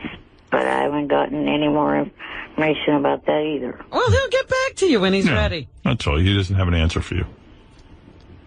All right. Thank you, Eric, and have a nice day. I believe it's all to do with Langford. All right. Well, I don't think so, but maybe I'm wrong. Thank you. Bye. Bye. All right, there, Eric the Midget, who says that Steve Langford is ruining his relationship with Johnny Fratto. Eric the Midget, you're on the air in Sacramento. All right, no Eric the Midget. I'll hang up. You don't take that shit, do you? Red Ron. Goodbye. I guess he's not there. I guess Eric's not on the air, so I'll have to hang up. Let's do it. Hey, I'm here. I'll probably have to hang up because I don't hear him and he's not prepared. Yeah. Red Ron. All right, goodbye, Eric. Hello, Eric? Oh, Hello, I'm here. There's no Eric, so I guess we have to... Yeah, we tried. He waits all day, and then he's not there. Well, he always screams when we don't get to him. Now we get to him, and he's not here. Yeah, I've had it. Shut up! Hello, Eric? Are you there? I'm here. Shut up. I guess he's not there. No, Eric. Why would he waste my time like this? What's wrong with him? Hey. Hello? Hello? Is Eric there, please? Hello? No Eric, I guess. There's no Eric. All right, well, I guess we have to move along. He's probably jerking off right now. As we What the fuck is your problem? Well, wait a minute. Let's listen. Can we hear him snoring or something? Did he fall asleep? He might have fallen asleep. I'll hold on for a second and see if I can hear him. I'm waiting, but I don't hear him. I don't hear a thing. I'll hold on for like 30 more seconds. Where does he go? He must go jerk off in his bed. He's probably buying an A's hat. You think he had to go to the bathroom or something? Maybe he's in the bathroom. I'll wait 30 seconds. I'll count down. 30, 29. Probably takes forever. He's taking a 28, 27, 26, 25, 24, Oh, that's fine, you idiot. I've been here. I was on my other phone. 21, 20, 19. I hope he makes it in time. 18. He'll make it in time. I have faith in him. This is dramatic. You know, he is wheelchair bound, and he might be hard for him to take a big dump and then get back to the phone in time. 15, yeah, I mean, if he went in there with reading material. 14. He's probably in there reading and jerking off. 12, 11, 10, 9. A couple of people from CBS Morning News. So it's actually going to happen. Yeah, it is happening. In fact, Gary was working on this yesterday because I was really shocked that, you know, I just figure when you work for CBS National Morning News, like this... What's that? It's one of the cameras. Scott DePace is on fire because he's going to be working the camera for the CBS Morning News. And he was in here preparing. This is his audition tape. Yeah, now he's practicing? Yeah. Get out of here. That wasn't me. One of my camera guys moved the camera. I'm sorry. I told him to stop. Okay. Anyway, he's all charged up. Says he has it under control. He's Mr. CBS today. Well, you know, usually this stuff's just on Howard TV. Now it's on CBS This Morning. Somebody will actually see his work. Yeah, somebody actually get to see it, more than just our fans. So, you know, I walked in this morning and right away saw a lovely woman from CBS. I didn't know who she was at first. She's standing in the halls with a clipboard. None of my guys carry clipboards. I just like that she had a clipboard. And she has a clipboard. I think they even worked on the flames behind you this morning. They're very vibrant. Yes. I'm like mesmerized. I didn't realize you have to stare at that the whole show. That is so tacky. It's like I'm in hell. Right, I'm constantly watching that, and today they're really on fire. CBS Morning Show producer was there, woman. I don't know her name. But she was like very excited, you know, oh, today's the big day. And they're here early. I mean, they've been here since I got here. They've been here before us. Yeah, I mean, I got in about 5:15 this morning, and they were already here. Her and two technical guys. And Gary was on the phone with him yesterday. But you would think that, like, CBS Morning News has all this cool equipment available and this and that. They apparently have no even, like, ISDN line or any way to broadcast back to CBS from remote locations. It's weird. Is that what the deal was? Because remember yesterday it was like they're going to come and check out the situation and see if they can do it. Yeah, like they weren't even sure they could, have me on the air and broadcast to them at the same time. What was going on there? What don't they have? Apparently, the show isn't even in high definition yet. That's You're like coming kidding. in May. So they were saying that Local built all these brand new studios. So if you turn on CBS in the morning from 5 a.m. to 7 a.m., it's in HD, and then the early show comes on, and it's not. And so they were saying that they didn't have ISDN lines, you know, to get us a good signal back here. And I was, you know, surprised. So I felt bad. Like, it was probably like 7 or 8 o'clock last night. I wrote an email. I was like, guys, you know, I'm not going to tell you how to do your job, but if you're going to put up a phone line, it's going to make you guys sound low rent. It's going to sound bad on our show, and we're hoping for better. And somehow they figured out how to get it. So the audio, in other words, I won't see Harry Smith. I'll Right. hear him. Right. But originally you were going to hear him as if he were on the phone. Oh, wow. That's weird. So like in a tin can. Right. I go, what'd you say? And that makes for crappy conversation. You know, it's funny because I've been watching a lot of that stuff, you know, and I was watching a lot of the Olympics. Yeah. And there were just incredibly long lag times between a guy asking a question here and an answer over there. It was very strange. Well, that was the other thing. We were going to You could do better on Skype. Yeah. We were going to give you, by the way, when Oprah does that, doesn't that look terrible? Yeah, it's not great. But they were going to give you a monitor so you could see Harry Smith, and we talked about this, and we finally could figure that out, except it was going to be a second to a second and a half delay, so you'd hear him, and then his mouth would be moving, and it was just going to be very distracting. How come they can't just use like Skype or something, or like GoToMeeting or whatever? You know what I mean? It's like really weird. I saw NBC local news was out during the snowstorm, and they were using something that wasn't Skype, but they said, "Hey, this is our new thing. We're not transmitting this via satellite, but it's over the internet." And it was some weird, like almost like a handheld camera. I don't know. The signal looked really good. Yeah, I don't know. But anyway, I'm going to be on CBS Early Show, interviewed by Harry Smith. And the guys are going to put up a picture of Harry Smith on that TV screen to remind me to look at that TV screen, because that's where I'll be talking. But it'll be a still picture. Yeah. That's funny. Put up the picture. There it is. I think that's... doesn't that look like it was taken about 10 years ago, too? And he's going to look just like that. Right. I think that's a drawing of Harry Smith. So who is the woman? She's a producer? Yeah, Ginny's a producer over at... What's her name? Ginny. Ginny. Mm-hmm. She was working hard with the clipboard. Yep. She's like frantic, running around, nervous. I like that. She seems type A. She said she was impressed with our group. Of course. Who knew? They don't even have ISDN lines. We do. But they came over yesterday. We had a meeting. She said, I think people are always impressed when we have A, a group, and B, we're fairly organized. Is that who you were meeting with yesterday? Yes. We had a whole board meeting in here. It was, Howard, it was one of those things where, now with cell phones, everybody was in a room, and then somebody would ask a question, and everybody would get on their cell phone, and 11 conversations at once in this little room. Wow. Such a production for me to be on. I think I'm on like 4 minutes or 3 minutes. Right. TV is such a short window when you're on it. You want to know something? But 50 people have to be involved. I get such agita when I have to do these things. So I hear 4 minutes and I go, oh, what do they, do they want me to cram a bunch of things in 4 minutes? And well, it's funny because when the producers were talking yesterday, somebody joked, well, it won't be that long. And somebody, because one of the people from there said, yeah, it's like 3 minutes. And the other guy was like, no, it's like 4.5. And that apparently is huge. Oh. That's a huge amount of time. It's like I'm the president. That picture of Harry Smith, he looks like a urologist. I mean, it's a weird picture, right? But he seems like a good guy. Yeah, it looks like one of those things you see in the subway advertising. It's like it's a doctor's ad. It's whiten your teeth. He co-hosts with Julie Chen, right? Yeah. Yeah. Yeah. And Julie will be there, but she doesn't want to do the interview because I goof on Les, her husband. I don't know how it was assigned, but that sounds about right. You always wonder about those backroom meetings about how this assignment will be made. Terry, someone's writing me a note that the woman running around doesn't work for CBS. She's a serious publicist. No, that's Hillary. Oh, is that who you saw this morning? I thought you saw because there's also a female producer. So you saw Hillary this morning. Oh, Hillary. I didn't know which women because there's a ton of people. No, I don't. And I'm embarrassed. I'm sure I've met Hillary 1,000 times. Works here, yes. Have I met Hillary 1,000 times? Yeah. Sorry, Hillary. She does publicity for Sirius. I got my head up my ass, Hillary. Oh, that's Hillary for Sirius. Yeah, I thought you were talking because there's also a producer from CBS, and I wasn't sure if she I didn't see her, or if you'd seen her. Is she here now? I don't know. No.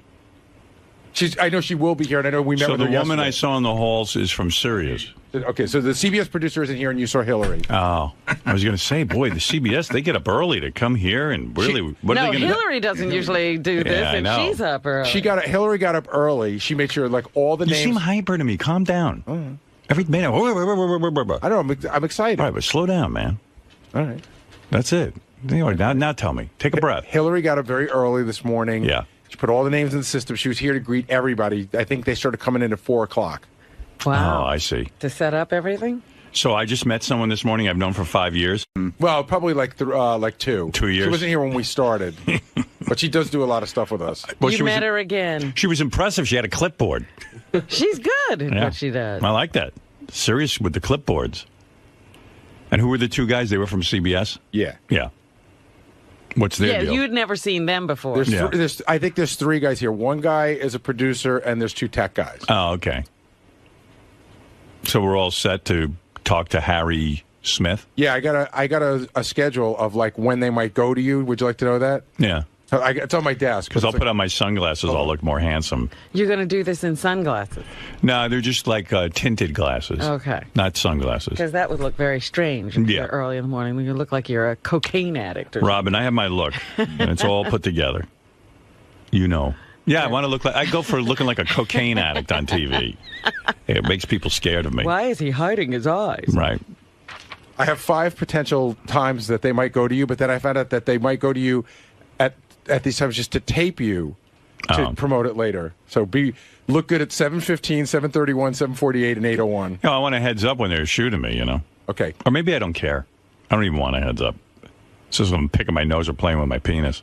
Imagine they go over to me and they don't tell me and I'm playing. Because you know me, I'm always rubbing my penis during the show.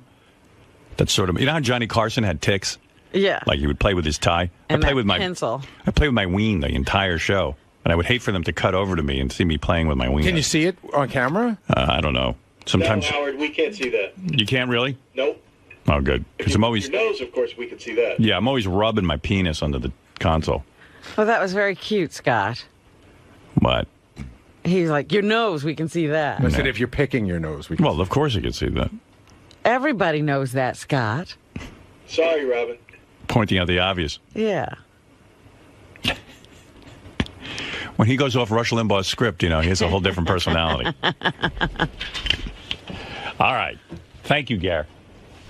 I'm still wondering what they did to these flames. They're driving me crazy.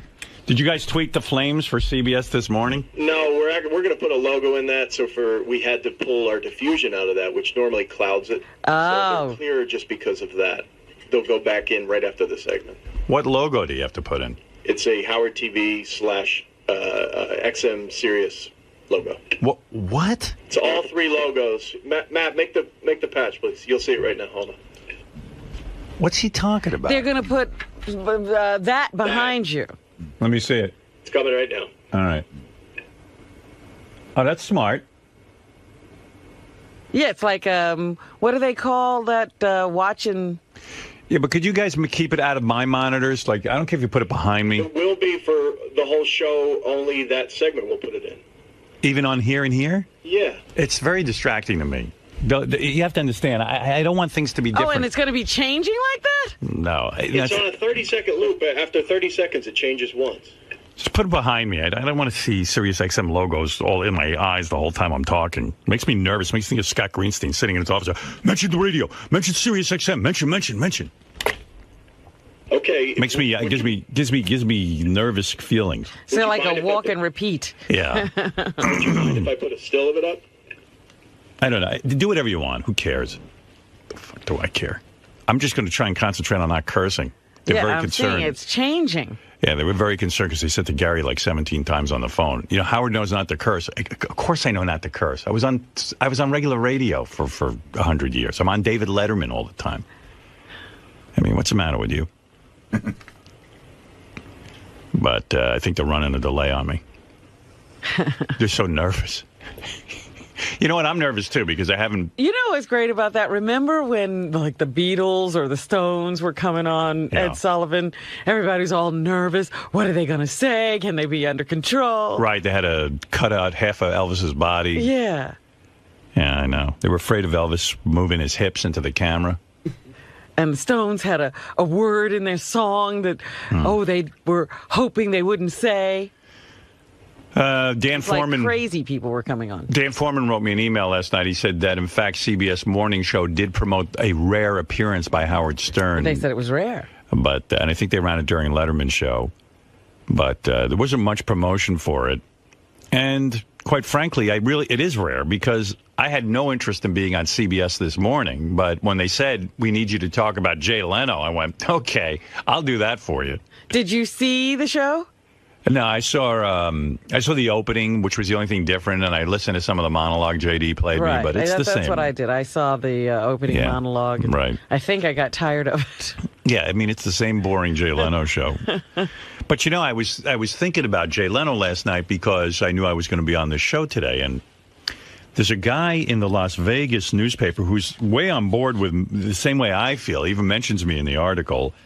And the guy's name is... I'll tell you his name. The guy wrote this.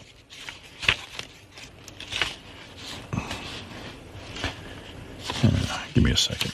Okay, the guy's name is... They don't even put his name on the frickin' article. Christopher Lawrence. Yeah, well, why isn't it on the article? I don't know. I mean... Because the one I sent has his name. Yeah, well, it's from the reviewjournal.com. Anyway, this guy's name is Christopher Lawrence. And he was writing about the Jay Leno fiasco, The Tonight Show, and his whole thing is that, you know, he makes a really good case for what I've been saying, to boycott Jay. Don't watch Jay, because Jay's a gangster. Jay's a bully. He's like ever been bullied at school or at work. Any guy who's ever had that happen to them knows what Jay is. He's a bully. And he points out something I forgot. He says, you know, NBC had a case of buyer's remorse. Roughly 7 months after taking over The Tonight Show, the new host wasn't living up to expectations. And you think he's writing about Conan O'Brien. It was Jay. NBC went to Letterman after they first hired Jay and gave him The Tonight Show. If you remember, the ratings weren't that good. Mm-hmm. They went to Dave and said, you know what? We think we made a mistake with Jay. Would you take over The Tonight Show? And Dave picked up his bags and left and went to CBS because he had been insulted by NBC. That's what you do. Jay has continually been insulted by NBC. Jay, so after 17 years... I don't remember that happening. Yeah, you know what? And then it kind of tweaked my memory. That, you know, Dave could have easily had The Tonight Show at that point, and it had been tarnished for him. It was like, no, you gave it to Jay. Like, in other words... His relationship with NBC had been tarnished. Yeah, and he just was like, you know, forget it. This isn't Johnny Carson's Tonight Show. It's Jay Leno's crummy Tonight Show. And anyway, you know, if you remember back in time even further, Jay pushed Johnny Carson out of The Tonight Show. I mentioned that when this whole thing started. I said, look, Jay's just having what happened to... What's happening to him now is what he did. To Johnny. He pushed Johnny out. So anyway, you talk about being bullied at work. So after 17 years of being on The Tonight Show, NBC turns around to Jay Leno and says, get out. We're giving the show to Conan. We don't want you anymore. Now, most guys would have been like, you've got to be kidding me. I'm number one and you're in the time slot. Goodbye. Wait till you see how this smacks you right in the head. Right. I'll show you. Jay doesn't do that. Well, I shouldn't go through this. This is what I'm going to talk about. True. You're on fire right now. This is how you should be when they're Anyway, interviewing you. The point is that, and also I'll talk about how Jay's a thief on the CBS Morning Show. I mean, you know, even like, I know I'm going to get rapped bad for this, but it's the truth. You know, before I went on the air, you never saw interns on any TV show or included in any radio show. You know, this Ross the intern. You know, we had interns. We used to bring you behind the scenes and bring people on the air that worked around the office. And, you know, everything about Jay's show is a ripoff. You know, he does his version of Stupid Pet Tricks. He does his version of the Howard Stern's Homeless Game, which is the jaywalking signature bed. They were talking about... also in this article, which I have been pointing out for weeks, this green car routine, which was so lame, was copped from another TV show. It wasn't Jay's idea. Jay's a friggin' thief. Thief, rather. You know, and I want to point all these things out in my 4.5 minutes. And I want to say, you know, David Letterman's at least an original, and if he does take something, he admits it. Yeah, he gives credit for it. I just think Dave is a man of integrity as opposed to Jay. I mean, Jay has no backbone in show business. Dave does. Dave left NBC. He walked away. He said, you know what? You've disgraced me. You've dishonored me, and I'm going to go and do my own thing somewhere else. And that's what Jay should have done. That's it. I got to get in the habit of not cursing for this interview today because I'm so used to cursing now on the air when this microphone. You're afraid of on your own now that you won't be able to handle it. I am. So for the rest of the show, I am not going to curse. Well, you know, in California, they just passed a resolution that this week is no cuss week or something. Wow. Great. So there'll be no cursing. Gary's shot out of a cannon with CBS being here. Imagine trying to help. He, too, he's auditioning. You don't want to work there because it's real work. I work here. I don't know, man. That's hard work. I let you slide on a lot of stuff. Oh, come on. Did you see Gary was being all TV this morning? I walk in, all the guys are around, and Gary's wearing, you know, a nice shirt and everything. He's got a man-tailored shirt on. And Gary goes, both Listen, so you'll be going on at 8:05, and there'll be 2 live hits. So I go... He was speaking TV lingo? So I turned to all the guys and go, what did he just say? He goes, there'll be 2 live hits. And I go, 2 live hits? What's that even mean? I literally repeated what Scott DePace told me. Yeah, Scott told me that walking in, so that's what I repeated. So, like, you know how people in a dumb business try to make it sound complicated? Right. There was a whole article in the paper the other day about how cops have their own language. Right. Everyone comes up with their own language. Yeah. Except, like, if you're a cop, it's life and death. With this stupid business, it's like there's no need for it. You know, what Gary was trying to say is they're going to cut away to you 2 times, before they do the interview. Cut away? What's that? Yeah. What kind of lingo was that? No. You're going to be on live twice is real language. Right. Who's ever heard 2 hits? Who's ever heard cutaway? Yes, you have, In asshole. this business, we now have. You're being a fucking asshole. No, Robin pointed it out. And I was She's an asshole ass. Please, it's all that is BS language. No, we're going to cut away to you. People know just from the lingo of the common lingo. But he goes, boss, will be 2 hits. And I'm like, I don't even know. 2 live hits. And I'm like, I don't even know what he's talking about. But Gary gets like that. Like whenever Gary puts out a memo and we're going on vacation, he goes, we'll be dark the week of March 13th. That's how everybody, people send me emails every day. Publicists, send me your dark dates. When are you dark? Because they don't know radio doesn't say that. We're dark. You know, when we were fired from dark, NBC, we're on vacation. When we were fired from NBC, we're dark. John Hayes said to me, Robin, the show has been canceled. I was like, what are you talking about? You don't cancel things in radio. You get fired. Okay, so you've been canceled. Are we light when we're here and dark when we're gone? Don't be ridiculous. It's not an unheard of term in the business. There'll be 2 live hits this morning. Well, I heard 2 live hits. I went nuts. So and in the afternoon, we're semi-light. Then Gary shut me down. He goes, I'm not in the mood for this right now. I don't need this. No, you know what? I'm taking no hits on the hits. I was on my way to get in here by 20 after 5 this morning, and the fucking Cross Bronx Expressway was packed, and I had to drive through Harlem, and I was in no mood. Boss, we have a hard out after the 2 live hits, and then we're dark next week. That's Ganji's term, the hard out. Hard out. We're going to fade into a dissolve. It's a hard out. No, you're a hard on. What is a hard out? A hard out means like if you have the satellite till 7:55, they're going to shut it off at 7:55.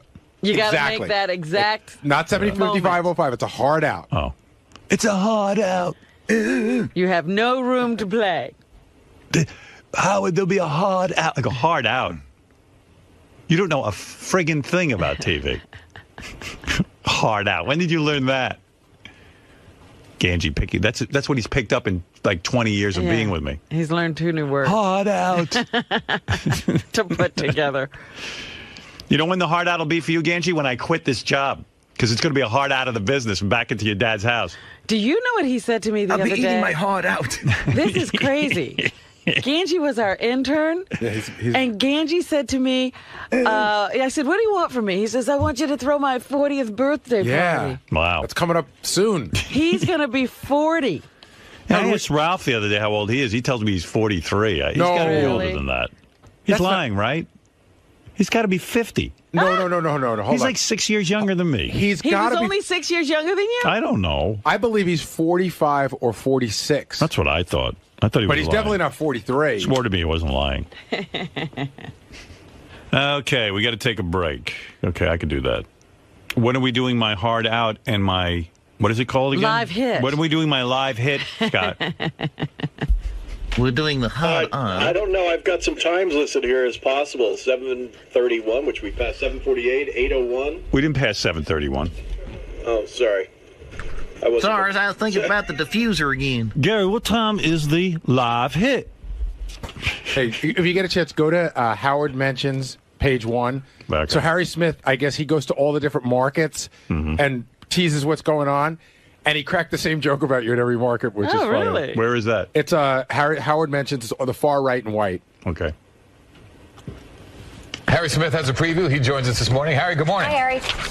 Morning, guys. Have the House Majority Leader on the show this morning, right at the top, to talk about health care, other issues like that. I don't know if you noticed or not, but Jay Leno was back on NBC last night. We have the king of all media, Howard Stern, to intone, to give us some ideas about what he thinks about all that. He's not a Jay Leno fan, just in case you were curious. And we have checked and double-checked our 10-second delay to make sure we're not turned into a parking lot by tomorrow morning. Also, good. I'm glad somebody's listening. Harry, you have to give us a Baba Booey.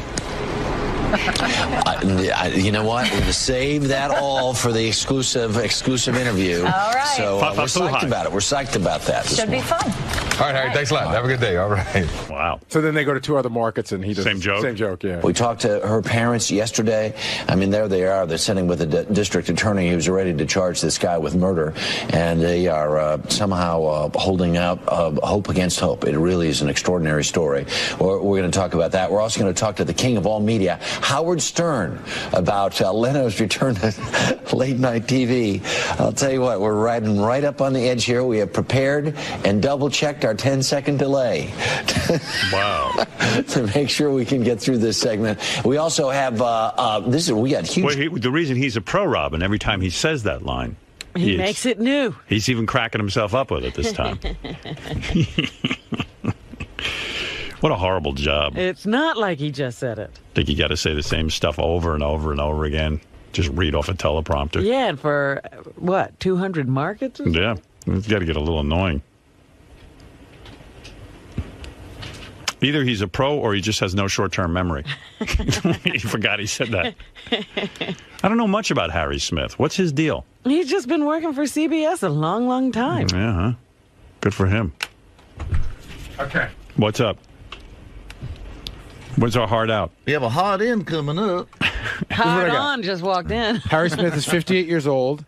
His career started in radio. He worked on various stations from 73 to 86 in Denver and Cincinnati. Right. This is the interesting part. He worked on CBS Early Show from 87 to 96, and then he left, and we can't figure out if he was let go or if he quit, but then he was rehired in 2002, and he's been on ever since. I remember that being a particularly ugly situation. I think he was cut off the show. Remember, that was first inception of this... I don't know. They keep changing the name of that show. But there was a morning show they put together. Could have been after Bryant Gumbel or something. And they let Harry go, and they kept Mark McEwen and boosted his role on the show. And then this time around, when they brought in Hannah Storm and Julie Chen, they brought him back. Lucky. They say he makes $3 million a year, and he's an avid cyclist. No kidding. When did he lose his hair? That had to be tough. I should ask him. Say, I have all my hair. I'm lucky.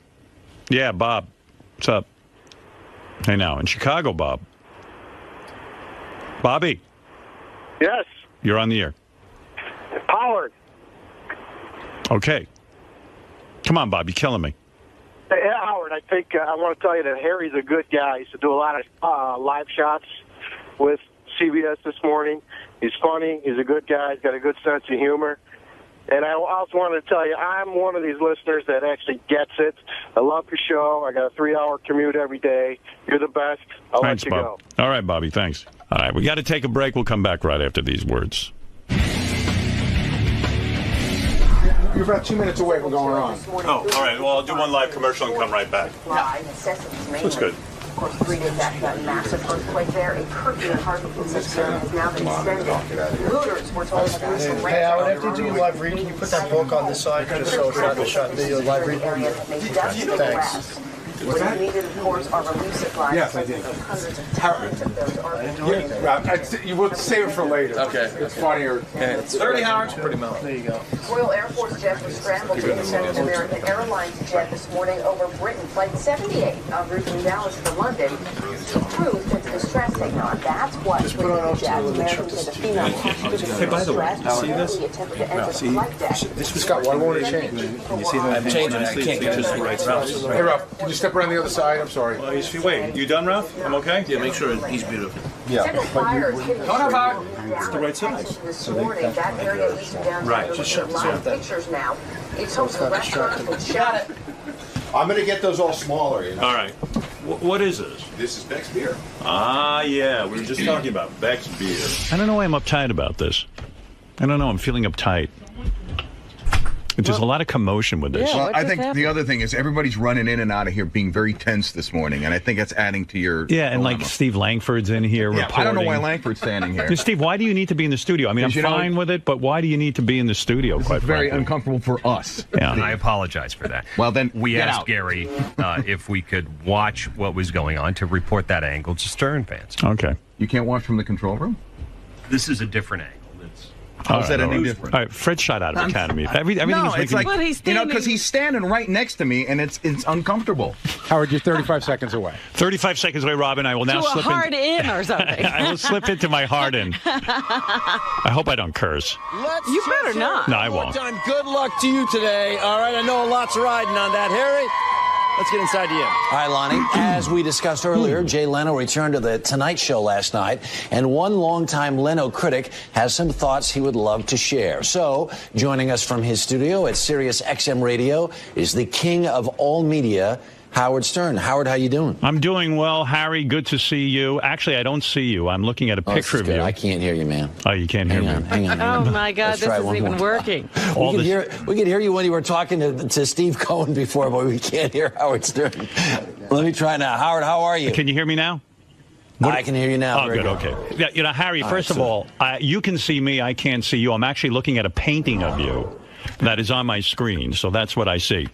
And, Harry, listen, I got to tell you something. You've never looked better. But I wanted to say, Harry, I don't do a lot of television interviews. I'm very much a man of mystery. But when your people called me up and said, you want me to comment on late-night television, man, did you get my juices flowing. Just the mere mention of Jay Leno's name makes me want to vomit. I don't like this guy. I don't disguise it. And probably what irritates me the most is people in show business are afraid to say how much they dislike Jay Leno, but I am not. I don't need him. What is it? Does it go back years ago? I mean, what is it? It seems very deep-seated in you. Well, first of all, let's look at the history of Jay Leno. Jay Leno pushed Johnny Carson out of The Tonight Show. That was number one. And he did it in a merciless way. And then Dave Letterman, who wanted the job. Oh, okay, he didn't get the job. Fair enough. But look at the integrity of a David Letterman. David Letterman was rejected by NBC. He was told he was being passed over for the job. Did he sit there like a dog and take that from NBC? No, he did what any man would do. He got up and he moved over to CBS and took over the show. Right. Now, Jay Leno, on the other hand, seems to be the kind of showbiz animal that will not let go. Here is a guy who worked on The Tonight Show for 17 years. He was number one in his time slot. Right. He gets fired by NBC. They put on Conan O'Brien. What would you do as a man? Wouldn't you go to another network? No, Jay if you don't make partner, you're supposed to leave and go to another firm. No, Jay is a lapdog. He goes on at 10 o'clock at night. He bombs there. And after he bombs... Wait a second, Harry. You asked me a question I'm going to tell you because I'm all worked up. All right. I'm worked up. I can tell that. I can tell that. Your heart's beating. I'm really fired. I'm out of the box. You mentioned Jay Leno. It's like slowly I turn. No, but seriously, Jay Leno then loses the 10 o'clock slot, and they say to him, you know, they say to Jay, would you go back on at 11:30, and we'll put Conan on at 12. And Jay goes, yeah, well, I guess I'd do that only if Conan's okay with it. So was Conan okay with it? No, he said no. I'm not okay with that. I don't want to leave at 11:30. And what does Jay do? Jay takes the job. No matter what. But in the end of the day, this all comes down to money. It all is about the dough. And Jay has been spectacularly successful at 11:30. And NBC wakes up and says, we need that money back. The only way we can get it back is to put him back there. Yeah, but, you know, Jay doesn't need the money. That's, you know, if this is all about money, Jay is a multi-millionaire many times over. Right. Just in terms of integrity. Once you make that kind of money. Listen, I'm going to tell you something. I've worked for many people and been fired by them. I was fired by NBC many years ago. You know what I did? I didn't sit there like a lapdog and take it. I got up, I brushed myself off, and I went on terrestrial radio on a competing station, and I buried NBC into the ground. That's what you do. Jay should have dusted himself off, gone to another network. He certainly had the money and the offers, and he should have gone and beaten Conan and beaten Dave and beaten Jimmy Kimmel and all these guys. Is it true that you made this prediction? You told Conan that this is exactly what was going to happen? I went on Conan O'Brien's show, and I turned to him and I said, you don't really think you're getting the Tonight Show. First of all, he was Jay completely sabotaged him. By going on at 10 o'clock, they gave Jay all the best guests. They took away all of Conan O'Brien's excitement and thunder. They sabotaged him. But there's also no lead-in between 10 and 11 because their audience is gone. Absolutely. And Harry, the bottom line is this. Your name is Harry, right? Okay. Used to be. I'm just kidding. Harry, the bottom line is this. Jay is also a thief, and that's what gets my goat the most. You know, I've always considered myself an original. I consider Dave an original, David Letterman. I think he's a pioneer. David Letterman once said in an interview, he started putting his mother on the air, and he said, you know, I got that from Howard Stern. I admire that. What Jay does, Jay takes and lifts bits directly from my show, directly from Dave's show. Even this green car bit is a ripoff from a television show in England. They don't have an original thought on that show. Jay's signature bit, jaywalking, was lifted from my show. I've been doing this bit for years. But still spectacularly successful. I have two very quick questions for you. Are you going to go back to free radio? I don't miss free radio at all. You don't miss free radio at all? I've got to tell you. Simon's place on Idol. If they gave me $100 million to take Simon Cowell's place on Idol, I would be insane not to take you. $100 million. That's 4 months' work, Harry. Even you would take that. Even Julie Chen would take that, and she's married to Les Moonves. So, listen, I would, of course, consider it. But the job is wouldn't you judge a karaoke contest for $100 million? I would. You'd have to be nuts. Yes. In this economy, I would do it. Yeah, sure. Howard, good to see you, man. I miss you. I see you in the park all the time running with you. I know. You're an avid runner. Everybody talks about you. No, I'm on the bike, dude. Oh, you're a bike? Yeah. You're a bike going guy. the opposite direction. I hate those bike guys. Oh, you got to go? You got something big to go to? I'm going to run you off the road. You have absolutely nothing to go to. You should stick with me the rest of the morning. All right, Harry. Good luck with that show of yours. Two more superstars are here, Reba McEntire and Blake Shelton, to announce the nominees for this year's Academy. I would have stuck with me, not Reba. And they're just announcing what? I don't know. Reba, that was great. You did a great job. Thank you, Robin. I wanted to make you proud. Fire. Well, you got all your points out. You're like a politician. You made all your points. I had more to say. But you got the big ones out. But Jay's Henry a wouldn't thief, shut up. And Jay's a thief. Guy. He's a bum. I didn't even get to say I'm here. I was leading into, they asked me about terrestrial radio. I was going to say, I love it here at Sirius XM. Well, that's why it's great that you had the walk and repeat, because you didn't have to say it. He said it first. Right. But I would have liked to have said that. But they cut me off. I was on a roll. You never, 4 minutes, you can't say much. 4 minutes? I've got diarrhea of the mouth. I can't, if I can't finish up in 4 minutes. You know what that was like? That was like taking a massive dump. Yeah. I felt good. It was like taking the SATs. I was like vomiting. Where's that producer? I bet he's thrilled. Get back in here and tell us how he did. I need immediate feedback. Yes. What are they thinking over there? What's the feedback? They should have let me go longer. Are they coming back to him? Letterman's got to be coming in his pants from what I said. Oh, he's only wishing he was up in his room. Yeah. Watching it with one of his girls. Letterman literally wishes he was coming in his pants. Where's that producer? Are they done with me? They ran out of here. Remember, that's what he used to do. He used to say, you know, I have something I need to watch in my room. I need to watch Howard this morning. Was that his move? Remember, he would tell the girls to tape silly shows that he needed to watch. Right. And then bring the tape to the room. I loved Letterman. Now, that's an original. Where's the producer? I want immediate feedback. What?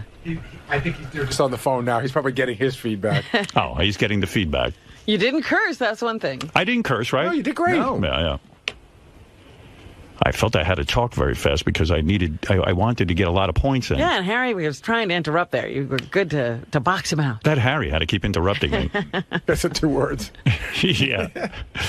Well, here's Howard. He did try to present the view that Jay makes a lot of money for the network. Right. But who cares that? Why is Jay making that decision? You made the point. I understand why the network wants Jay, but why would Jay lower himself to do it? Cyrus, you're on the air. Hey now. Hey now, Cyrus. I just finished watching you on TV because the TV was a hit of the radio, but you were great and on fire.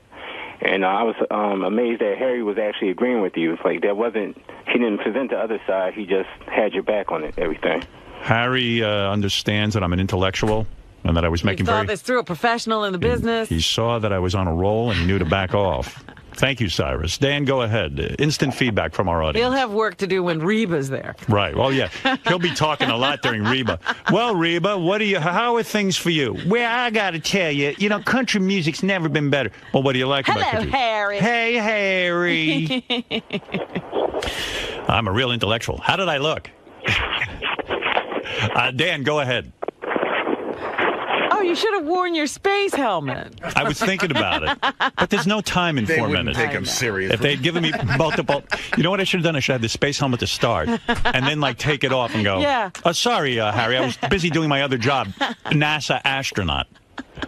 What's up? I don't know what happened, but, I said to that guy, Steve, I said, you want to come in? He goes, yeah, just give me a second. I got to make a call. And when I came in here, I think he left. Oh, you know, everything's fine. Everything's fine. I just don't think he wants. I think he was uncomfortable on the air, but everybody's fine. The rest of the other producer and everybody was like, it went great, and they're very happy. Good. Okay, all right. I mean, that's very, very rare that I do that. They should be kissing my ass all over the place. Dan, go ahead. You're on the air.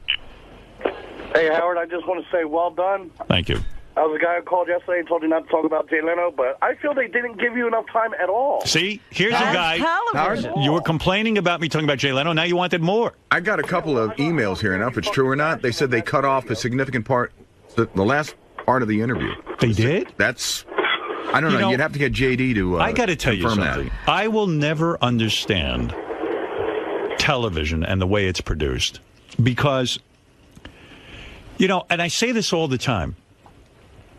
When you have a show like the CBS show, and you got a guy like me on who has something to say, and let's face it, I know I'm entertaining. They have it locked in that I'm going to talk for 4 minutes. And they got a couple of stiffs waiting in the green room, Reba McEntire and these other people. You could have me on there, and you say, wait a second, this is rolling great. This is good. So let him go another 2 minutes. Like I said, I would come back to you all during the show. You got a 2-hour show. We're here at the same time. Come back to you over and over again. They should have potted down and then come back, and I'd still be talking about Jay Leno. What is it? I don't think they cut off anything. It seemed fine to me. It would be hard to do that. I got 2 or 3 emails saying so. What part? I mean, I don't know what part. All right, JD, let's get to the bottom of this. What did you see as the last second? What was they talking about? They even let the Julie Chen thing go through. Yeah, then after Julie Chen, then I said to Harry... something about bike guys or whatever. Right. I said, I hate those bike guys. Yeah, that's it. Then they got the whole thing. Stick with me, and then it cut down. I was hoping they left in the Reba McEntire part, but no. All right. Thank you.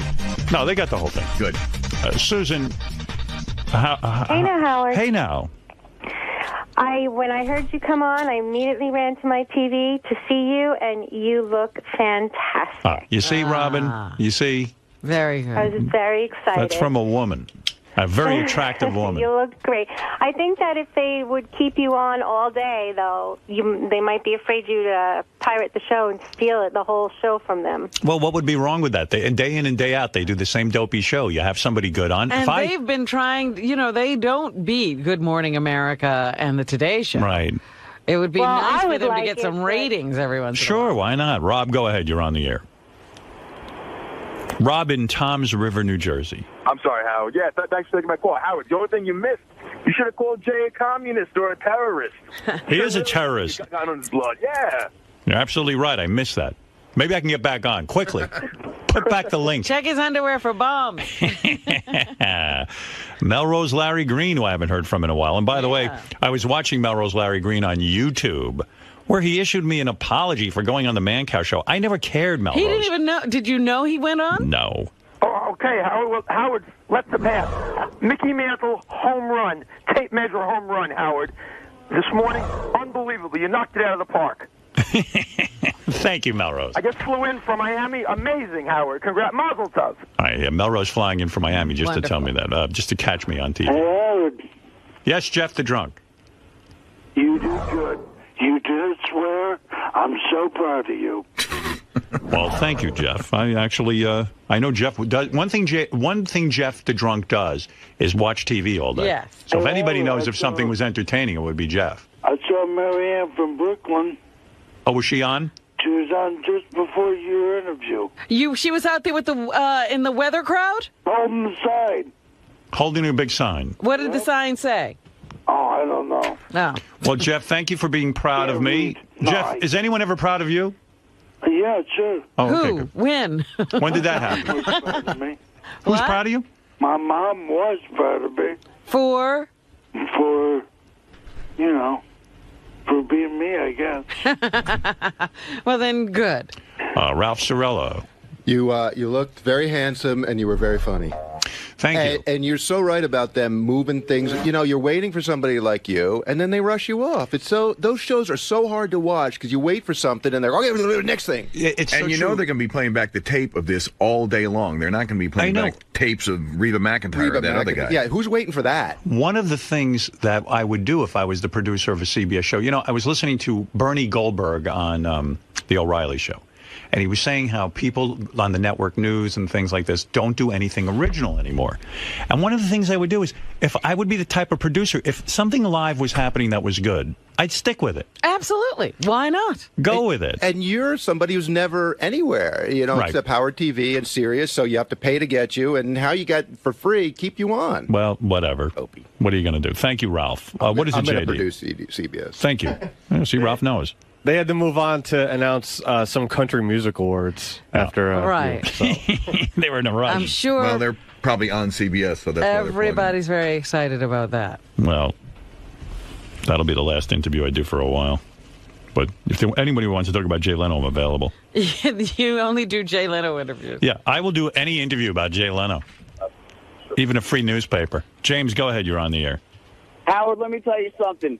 You make me fucking piss my pants. I love the way you trash that fucking vomitous cocksucker, Jay Leno.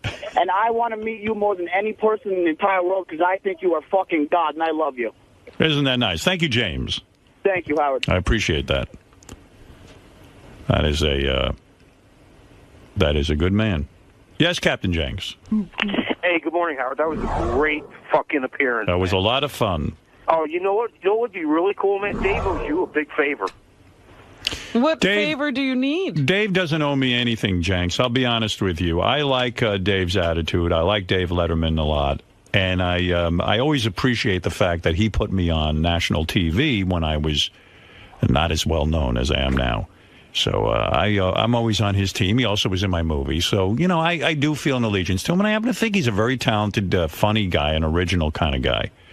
Yeah, well, absolutely. But he should feel allegiance to you after what you said today, Howard. Well, he absolutely should. Listen, I went on Dave's show. The last time I went on, I said, and Dave was gracious enough to have me on for a couple of segments, and he brought up, I don't know, I guess I brought up Jay Leno.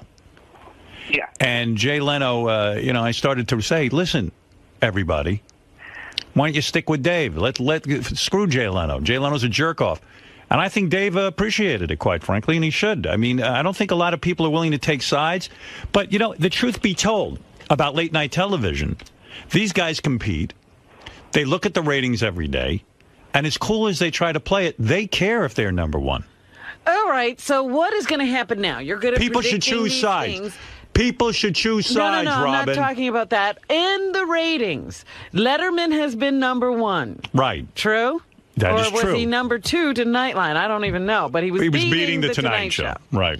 So what happens now that Jay is back? Well, the first show Jay is back, everyone's talking about it, so it does get a ratings boost. You know that. Maybe for the first week or two. I think that Jay has 5 million solid viewers who follow him. They seem to follow him wherever he goes. Really? And quite frankly, he could end up beating Dave. I don't know the answer to that. I don't have the crystal ball on that one. What I'm hoping for, I'll tell you this, that enough people will sit there and get sickened by this guy, that his image has been tarnished. And that, they just go, oh, Jay's kind of creepy. I'm hoping that happens. But, with the world of television, you don't see that a lot. I was originally going to suggest that you put on the astronaut outfit.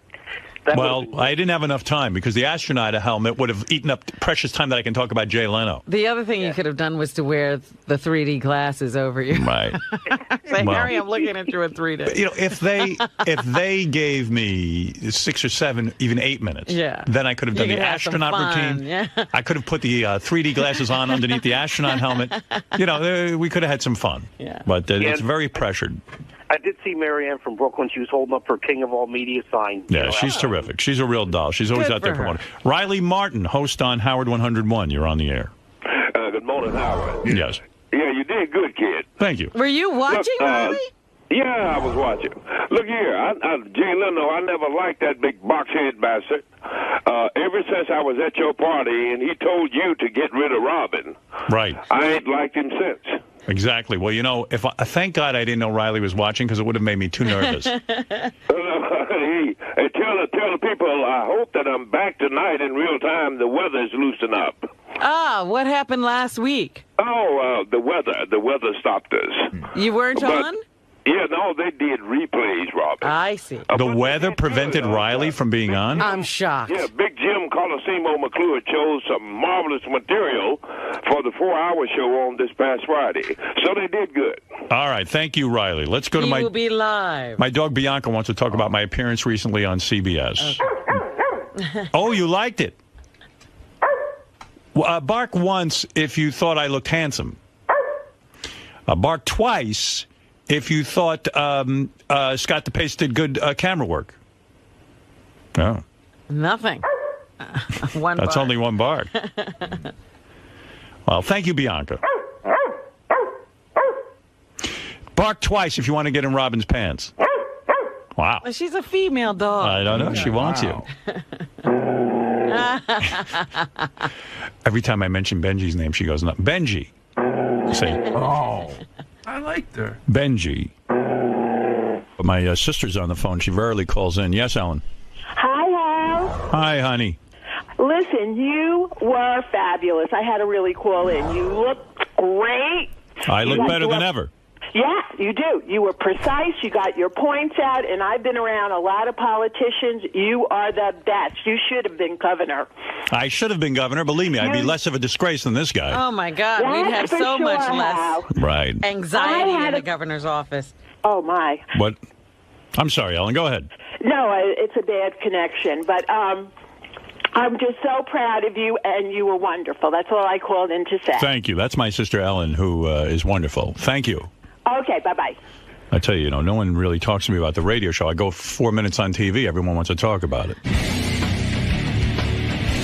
Steve, how'd it go this morning? I thought Howard did a great job. I mean, as we expected, he had some really great insights. So we really appreciated being here. Thank you. I've been in like sort of show business for like 30 years at least. Mm-hmm. I've never heard of a live hit. Have you? I mean, you really should be making fun of DePace. I just repeated what he told me. But that's my point. If DePace says it, all of a sudden it becomes part of your lingo. Like, why do you pick it up? You should have been like, I don't say live hit. We've never. I'm going to fight with him on the way into. No, but I mean, like, why are you saying to me, Wolf, there's a live hit? Like, you always want to act like you're in television or you know something. I want to act like I'm in show business after 27 years. You do. I mean, that's not even Gary's word, and suddenly he's, Wolf, there'll be a live hit. Oh, that's the word. Let's get more cutaways going. What? Cutaways. Everybody knows what those are. The cutaways we were talking about this morning. Oh, duh. Oh, okay. What's he talking about? You don't get anything that distracts from your argument. No, live hit was Scott DePace's. Why would you say it? I think that's what they said. So what did you say to me? They're going to cut away to you from the studio. I had 14 seconds and I didn't process it quick. But I don't know what a live hit is. I've never heard of that. What is a live hit anyway? That's when they like before the interview they go, we're going to go to Howard Stern this morning. Then they show a picture of me in the studio. You know, they like a quick shot or a quick shot. Scott DePace should start giving Gary fake words. Like, I'll make up some stuff. Hey, Gary, today we're going to be doing a Grizinta. Boss, today there'll be a Grizinta on the show. Today we're going to do a hard tingle. A hard tingle. Boss, today there'll be a hard tingle. I mean, for 30 years of booking live guests, Gary's never said live hit once or... You know, but today was a live hit. Should we go over words that I just started using? But you know, I don't know what live hit is. If you don't know, and is that really like? Did it ruin the day? No, but it's just funny how you are. Like you try to be like a TV expert with your words. Everything I drives me crazy when he writes a memo and goes, "We'll be dark the following weeks." That is not. That's such like a TV term. It's not. People in radio aren't dark. They're just on vacation. He wants to be on TV so bad. Well, that's Howard. Here's some fucking hot news flash. I've been on TV for 12 years. You know where? And then here. Oh, doesn't I'm count. on TV. But you never said live hit. I'm going to give Scott DePace a bunch of words to feed Gary. He'll start walking around saying them. I can't wait. Hard out. Today we're going to shoot 3 aglets. Wolf, Scott DePace told me we'll do some aglets today. Okay, What's an Gare. aglet? I'll just be, okay, Gare. You're going to act like it's a real word. I'll give I'll tell Scott DePace to say, stoop hits. And then I'll go Wolf, you know what a stupid is? I go, yeah, it's you. Gary loves terms like he loves lingo. He loves the lingo. Wolf, there'll be a live hit. I love to work. I apologize if Well, get to work. I don't speak the way you Stop like. talking to me and get to work. Loves to work as he opens up another CD. I'm fucking working. What are you working on? I'm actually taking a look at. They wanted me to watch this Mr. Skin TV show for some feedback. There's going to be 3 Easy G's in there. So, Gary, you've been getting a lot of crap this morning about, what was it, 2 live hits? Yes. This morning? And, what is it? Howard doesn't think that you're, worthy to say these television terms? I got in 20 minutes late today. I got stuck in traffic. I knew the CBS people were going to be here. As soon as I walked in the door, DePace goes, listen, they're going to do live hits all morning. Here's a list. So I walked in and I repeated it to Howard. He's like, what is that? What is that? So it's just, he's just fucking around. How do you think Howard did this morning? Did really good. I thought he did really, really well. I mean, he, listen, they asked him for a reason, and he had a great opinion. And, it's nothing new to us listening to the show, but I always like it when he's on national TV and people get to see him. I get calls from my relatives who don't listen to the show, and they go, oh, he was so interesting this morning. Joan Rivers is here. Joan probably has a lot to say about Conan O'Brien and Jay Leno. After all, if you remember your history lessons, Joan Rivers was the hottest thing in late-night television. So hot, she got bigger ratings than Johnny Carson, so Fox hired her to actually launch her own late-night show. It didn't work out so well. But this went down many years ago, so she's no stranger to what goes on in late-night television. Well, let's find out what she thinks is going to happen to Jay going back. I think they should cut Jay's nuts off. I mean, did she go back to Fox? Did she hang around after they bumped her off? No. Hello. Joan did what Jay should have done. Yes. What? What? What? Yes, but what? What? Yes. Hello. Hello, darling. You look fantastic. Absolutely. I look like a fat old pig. Hey, you do not look like a fat old pig. What? You can't lose weight? Can't lose weight. Put those headphones on. That's your microphone. I can't lose weight, but at this... You're so thin. Oh, please. At this age, though... What do you weigh? Can I ask? I used to weigh 107. I was so happy. Right. And now, literally, I'm 116, and I want to kill myself. And my pants don't zip, and you just want to kill yourself. When you're liposuction a possibility? At this age, you take liposuction, it all just falls down. When you're completely nude, I mean, I'm sure you get nude in front of the mirror and take a look. Yeah. Do you see a paunchy belly? Do I see? Yes. What do you see? I see, I never had a stomach in my life. And now I have this big, stupid stomach. You have a belly? Yes. Like a pot belly? Is it tight at least? It's worse. It's higher up. It's like those women that look like pigeons. And you don't have any shape anymore? You lost that little curve? The waist went. The waist went to what, in your 30s? But I think it may be because I'm pregnant. And I want to announce on your show. I haven't had my period. I just have to do this show. Go ahead. I'm sorry. I was laughing. I stepped on it. I think I'm pregnant. Howard asked me why. Why are you so pregnant? I haven't had my period for 2,400 months. That would mean you're pregnant. When you don't get your period anymore, Joan, I'm not a gynecologist, but I believe you're right. I believe you are pregnant. I thought of that this morning. I have to say that. Go ahead. But Joan. Well, then you know why the belly. That's right. It's your baby bump. Joan, you even see these women now. And I mean, you're a proponent of plastic surgery. You've always said, look, if you don't feel good about yourself and there's a way to change it, you change it. If you don't like the wrinkles in your face, you pull back a little bit. Right. In fact, Joan has said whether you don't like them or not, you should not have the wrinkles in your face. Right, so you don't offend other people. That's right. It's not about you, it's about people throwing up. Right.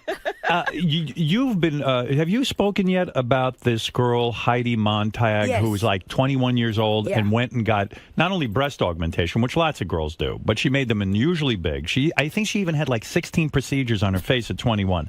Do you think that's going too far? I thought she was stupid to talk about it. Right.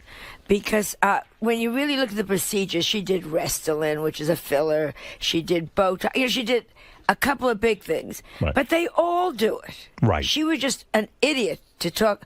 I've done it. You mean, what you're telling me is in Hollywood, a lot of young girls are doing this kind of stuff. We just don't know about it. Yeah. For example, you'd see actresses on film. I don't think there's one of them that hasn't had a nose job. I agree. I mean, you look at certain people, and I don't mean to hurt her feelings. You look at Goldie Hawn, you don't recognize her from the first movie. Yeah, Carol Burnett, we all change. Right, and you have to stay young looking. Young looking, and the nose should be a little bit. I saw somebody yesterday in an old movie. I thought, who is that? Oh, that's her before the nose job. Who are we talking about this morning that had some plastic surgery that looked a little bit odd? Oh, we were talking about some guys. Yeah, guys, sometimes it's a big mistake. You got to be very careful for guys. Yeah, Robert Redford. Robert Redford. Oh, he is. Yeah. That was a shame. I thought that was my Tanta Helen. That was Booby. My Booby. No, but like even I see Al Pacino's pulled back, and he doesn't look as masculine anymore. You know, they should do it. What I always say, little bitty increments. Right, so you slowly. don't see it happening. Absolutely. Now, well, actually, we were supposed to call Joan something else this morning. We were going to say we had Kim Yunnan here. Some people thought you looked like Kim Yunnan from the Olympics with your recent surgeries. But I look like the poor guy that was killed on the luge. Yeah. You look like the Empress of Korea. But I think you look terrific. I think you're an inspiration. Like, even my mother always says to me, my mother's older than you. Nobody's older than me. No, my mother is. I found the one person. And she even says to me, boy, that Joan Rivers looks glamorous. I know. Then how come I'm sitting here alone? You know, talk about your dating. I understand, and I don't know if this is a rumor. A lot of stuff gets in the press, and you don't know if it's real. You were recently on a date where during the date the guy dropped dead. You're now dating guys who die in the middle of the date. Yes, I don't. But that's a successful relationship. You can't say he left you. And you miss him now. I miss him desperately. He was I had great. to pick up the check. How long had you been dating this guy where he dropped dead on the I've been date? dating this man about 5 weeks. It was like just beginning. It was a new romance. It was kind of a new romance, and he died. Oh, man. Had he already paid the bill? No. It was terrible. What happened? Where were you? I'm curious. We were in a very fancy restaurant. I'm not Say the name of the restaurant. It was similar to the one that you got married in. So why wouldn't you say? It certainly wasn't the food they that don't killed like him. this. First of all, Le Cirque, which is such a fabulous restaurant, Right. They don't like you to say that older, Right. You don't like to check your coat and see walkers. Right. So you go on a date. Yeah. You've known the guy 5 weeks. You haven't been intimate with him yet. No. At this point. Maybe we have. We both forgot. Right. But had you been? I mean, you were just. No, it's still like he had met me, and then 2 weeks later they ask you out. That kind of right. thing. He'd kissed you, maybe. Well, let's not go there. You don't want to kiss old guys. Is it like you have to date older guys now? Yeah. Like, how old was this guy who you were dating? Probably 74, 75. Right. Is it like, because inside you feel like a young woman? Yeah. Do you look at these guys and go, I can't believe I'm kissing a 74-year-old guy? No, because he's thinking the same thing back. Nobody's honest. He's thinking, oh my God. Look at what it's coming. My eyes are going to see. Have you dated anyone who's used a walker? No, not yet. No. But they turned me on now. So this guy's 70. A walker turns you on. Maybe you can incorporate that into the sex, the walker itself. You see a guy look at how nicely he decorated his walker. So you see this 74-year-old guy, and okay, it's companionship is what you're saying. And we're having a very good time. And he's from out of town, and we're having a very nice time. Right. How'd you meet this guy? Through a friend of mine. A mutual friend who said, you're really going to like him. The wife died. Right. And he scattered the ashes, and he cried, and he was a nice man. Right. In other words, he had some compassion. He wasn't like the typical guy who's just going to fuck you and leave you. And this age, that can't happen. It takes him 4 days. It takes 4 days just to fuck you. Yeah. Right. So no one can fuck you and leave you. Impossible. Just working their way in takes 2 days. Yeah. The only thing that upsets me is when the moment of climax, they usually call it the nurse's name. Why is it difficult to get inside of you? Because you're naturally dry now? You don't lubricate? Dry? Yeah, dry. 2 Arabs. You have Arabs living in your vagina. That's how dry you are? Wow. That's amazing. No, but seriously, in other words, you have died. to. So you're on the date. On the date. At a fancy restaurant. Yes. And you're sitting there talking, have nice conversation. And he's very quiet. And he slumped over in the chair? Kind of slumped over. Oh, my God. When was this? This is about 7 months ago. How long do you keep talking before you say, well... Knowing me, I was in the middle of a good story.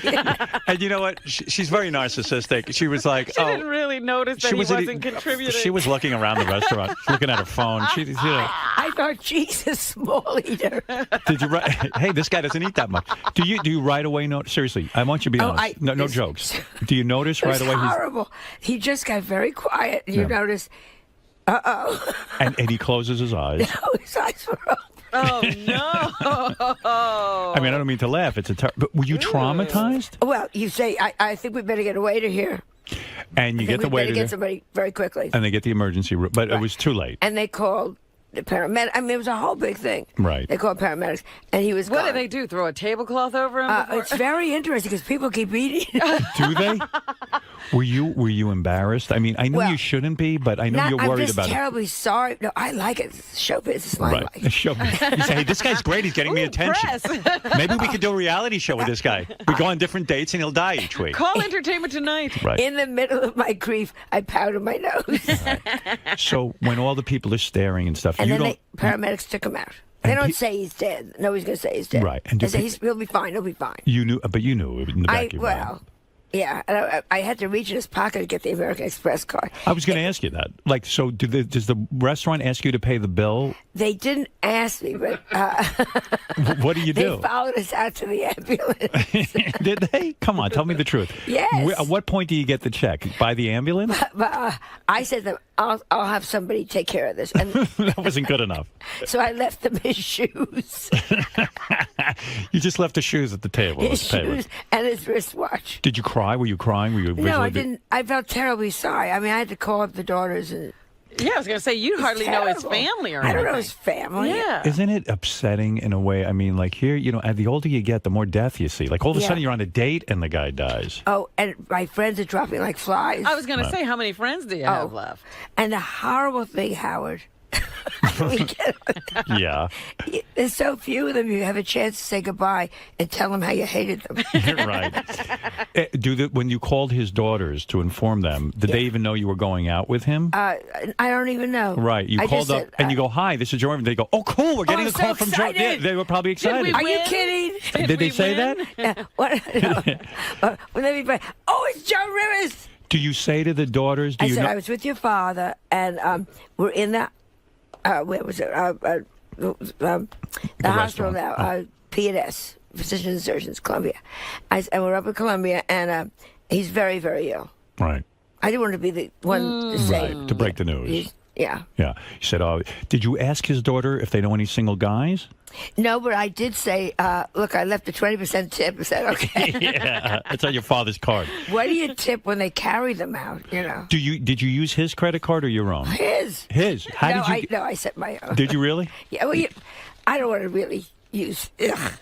You didn't reach in his pocket. Because then the family would fight with you. You gave 20% and the meal wasn't over. Do you think the daughters will try to keep a relationship with you now that he's gone? No. No, I think that would be ludicrous. Did you go to the funeral? Did you even have a conversation with them? Because you were the last one to see him alive. Of course. And you're very nice. Talking? You spoke to them on the phone and you said, gee, what happened? They said to you, what happened? Yeah, and then they had a relative that lived in New York that came up and took care. Do you recall what you were talking about at the time of his death? Yes, probably a prenup. You were moving that fast along. I was moving. Well, at this age, you have to. And what was the cause of death? A heart attack? Heart attack. Heart attack. Boy, that's something. I'm so sorry for you. I mean, you're trying to feel youthful and appear youthful, and then you're on a date and a guy drops dead. And I had just ordered this really good salmon meal. Right. I couldn't eat it. Well, what was it? Looks terrible when you eat it while they're carrying him out. Did you stop eating right away? Well, I that's why I'm gaining weight. I like food. Were you sitting there saying, oh, shit, I can't finish my meal? Because you must have been really hungry. I was sitting next to him on the banquette, so thank God I didn't see. Yeah. Like the stuff coming out. He didn't even make a noise. And I guess he was rattling. I thought he was laughing. Right. You thought you were laughing at one of your jokes. But what a tribute. He probably felt a little bad before, but he was going out with Joan Rivers, so he pulled himself together. But he really saw me in bright light. He passed out. But, I mean, in a way, I know when I'm like you, I try to stay thin. And when I go to dinner, I starve myself all day. I eat my lunch and that's it. I'm done. And then not till dinner. So then you finally get to dinner. You're probably hungry as hell. You're sitting there and you're like, oh, shit, I know this is shallow.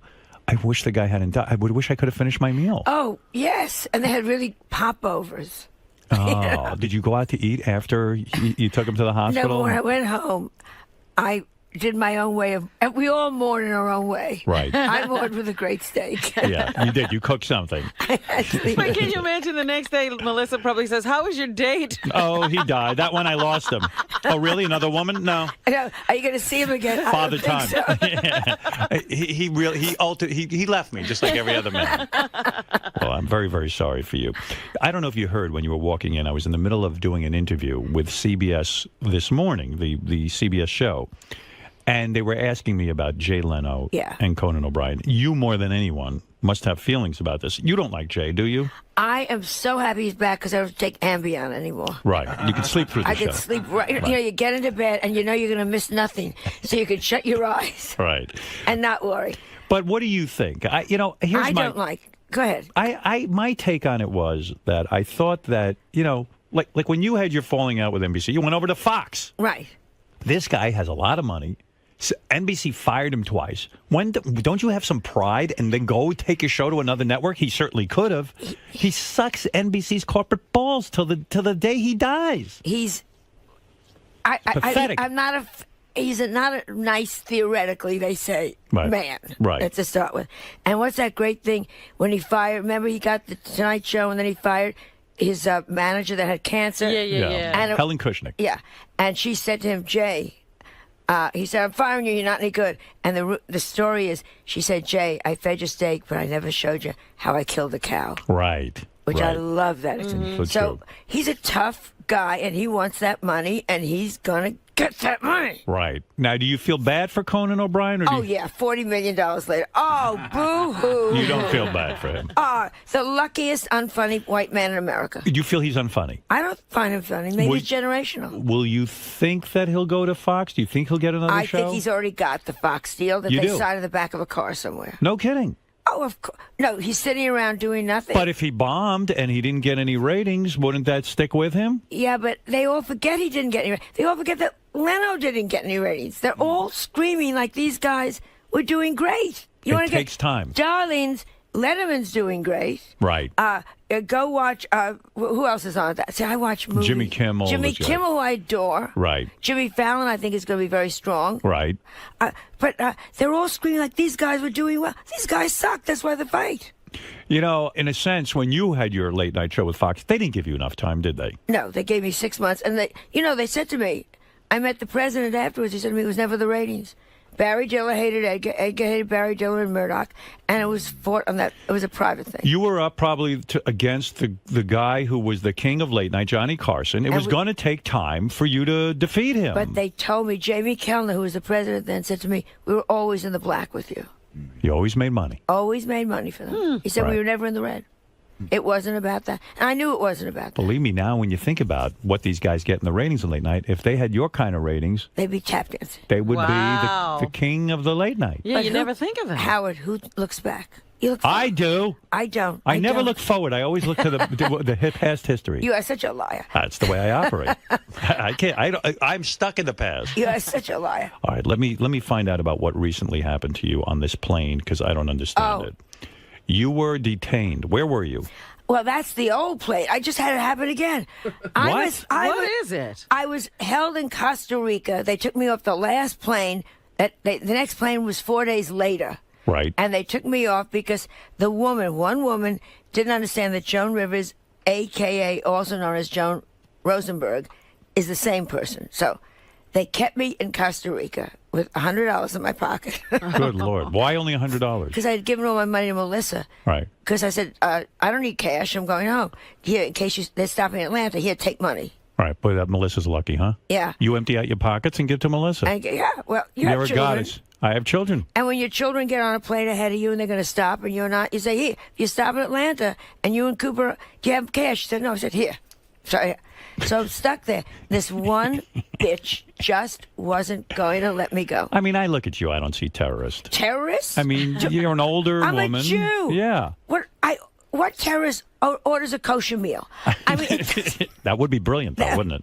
I had a bagel strapped to my waist. But in all seriousness, when you want to get home and you're in some place, why even in Costa Rica? I mean, that sounds horrible. Well, that was our vacation. It was beautiful. It was nice. But this just happened now in Toronto. What happened in Toronto? I must look like a fucking terrorists. They pulled me out of line in Toronto. Not cute. I was coming home Saturday. I was going to L.A. Go ahead. And they go through everything. I have 40 minutes to make the plane.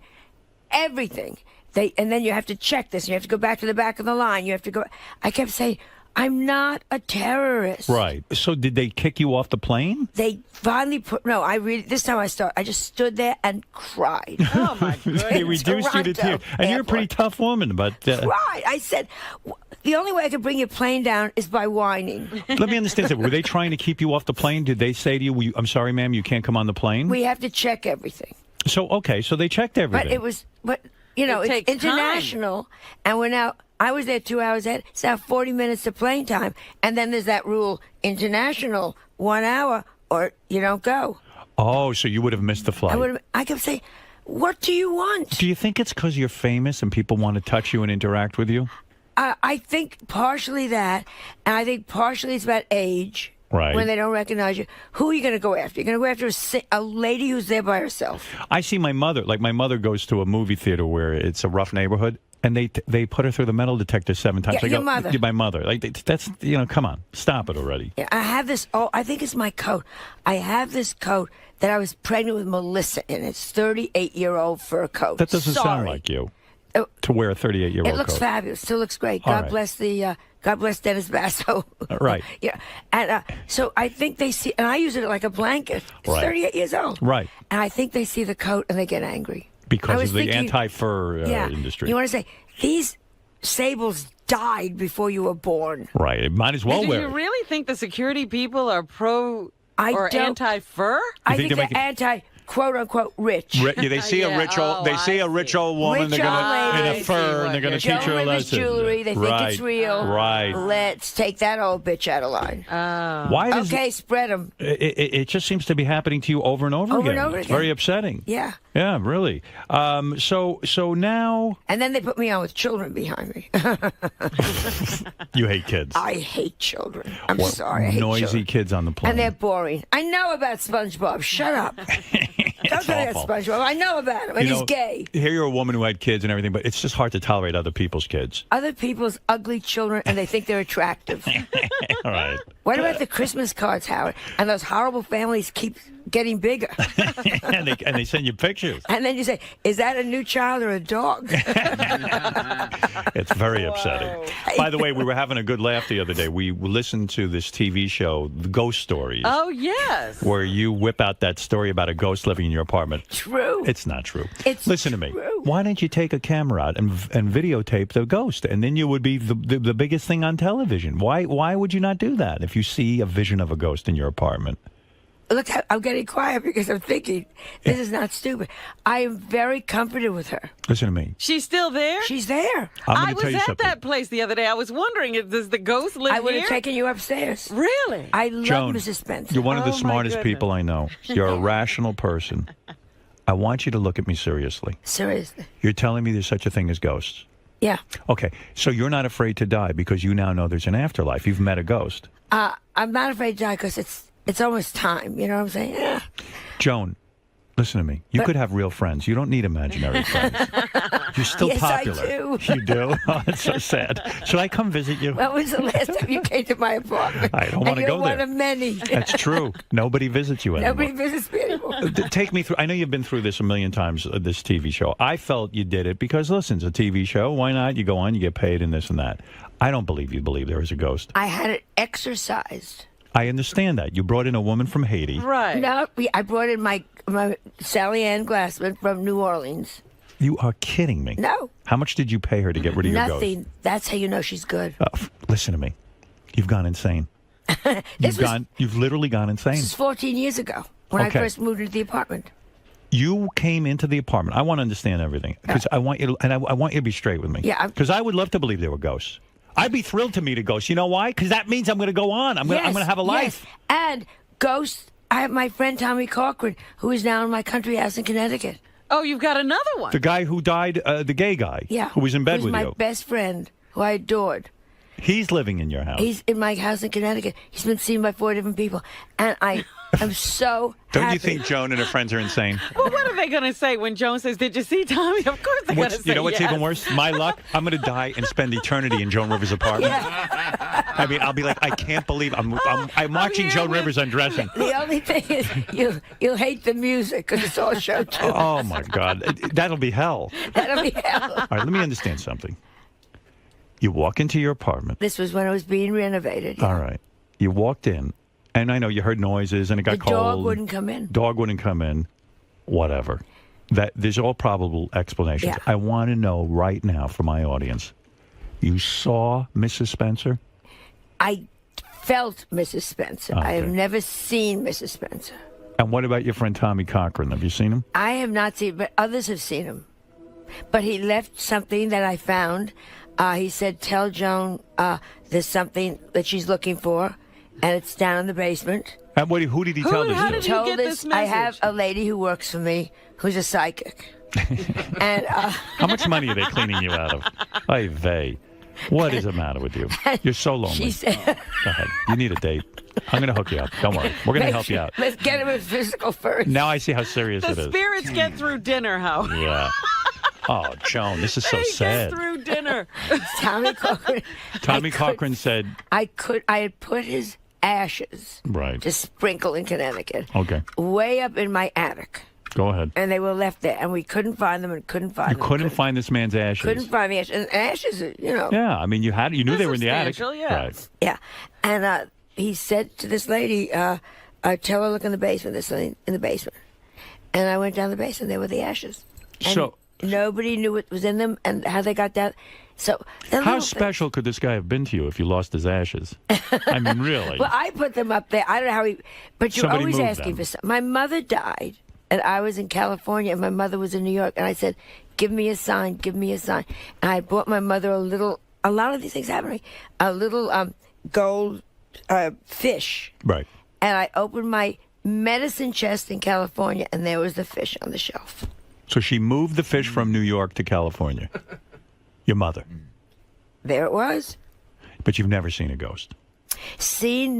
My dogs know when Mrs. Spencer comes and visits All right, me. Mrs. Spencer. So you have That's to her watch the dogs to see if she's in the room. Absolutely, they know when Mrs. Spencer's there. My God. I know, it's great. Oh, Mrs. Howard- Spencer is on the air. I don't- Yes, Mrs. Wait Spencer? a minute. Why not Spike? How come Spike isn't? I don't know. There he is. I hear him. I hear him. You are out of control.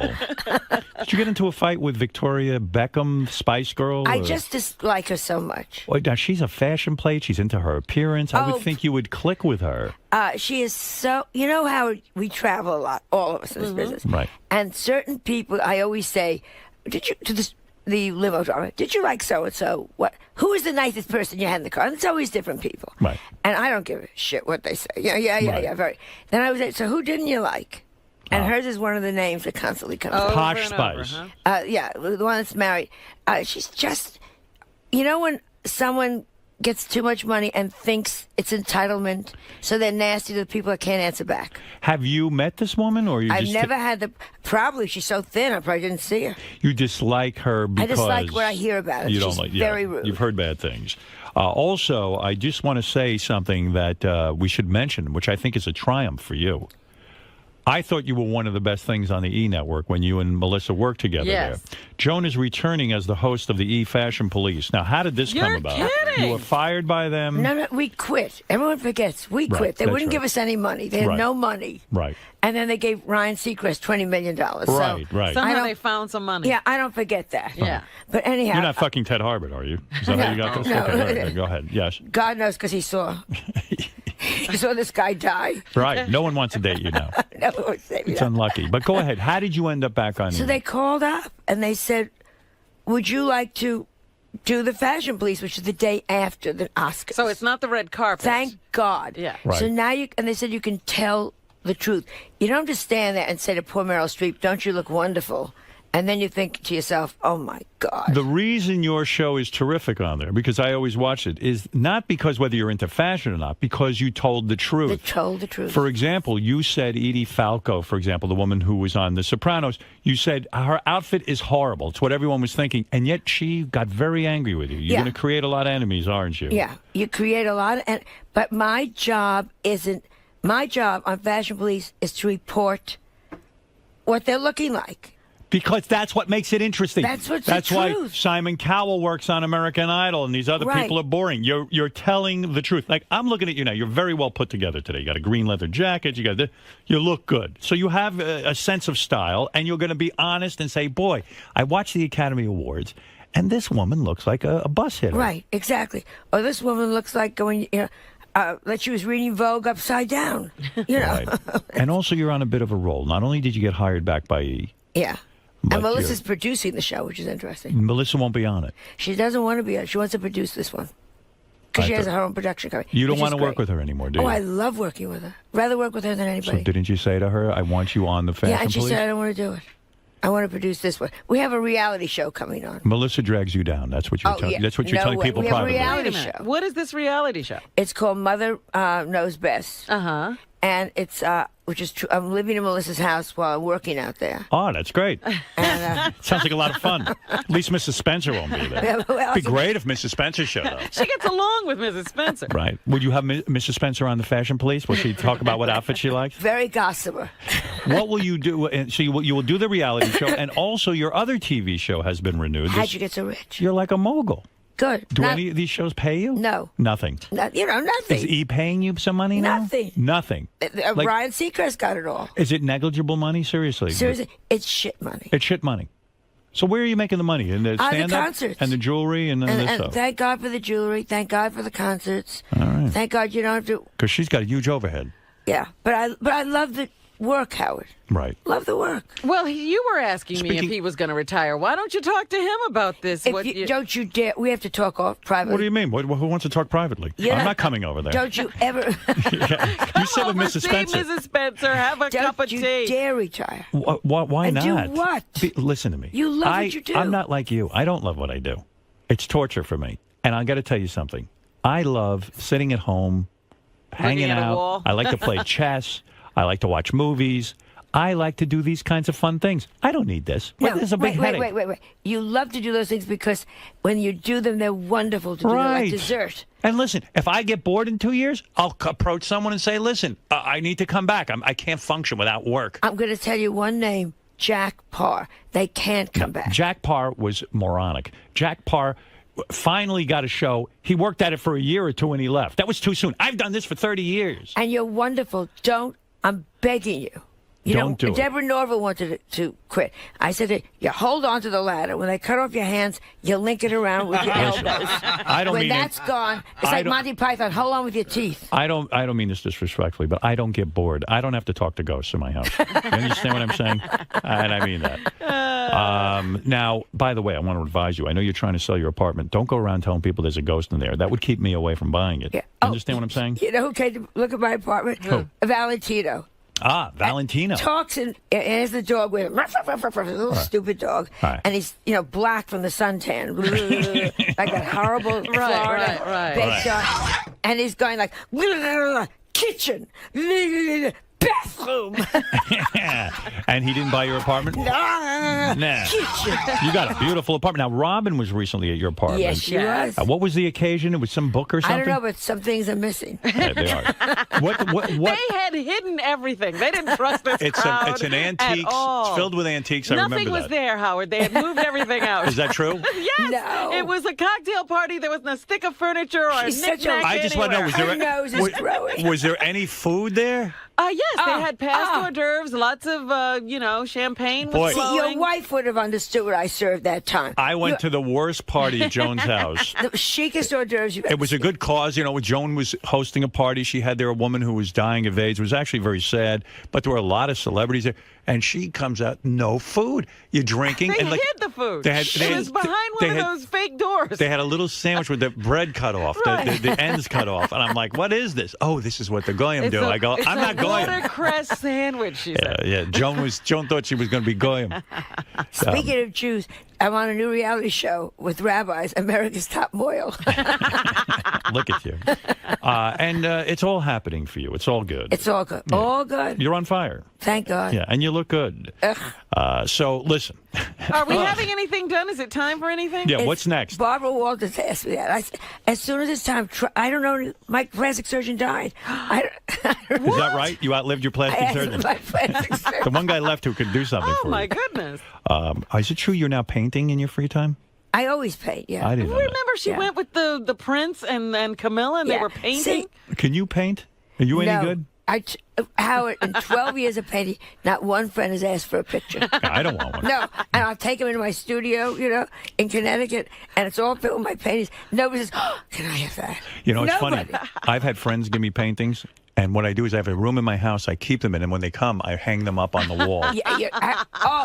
Don't give me your artwork. Right. And don't make jewelry for me. Do me a favor. Could you paint my bathroom? I would do such a job. All right, listen, Joan. You've said enough. Time for your nap. I'm going to put you back in mothballs, and we'll take you out when you're ready. You're on fire. I love you. You're terrific. Thanks, Joan. We'll be back right after these words. Love you.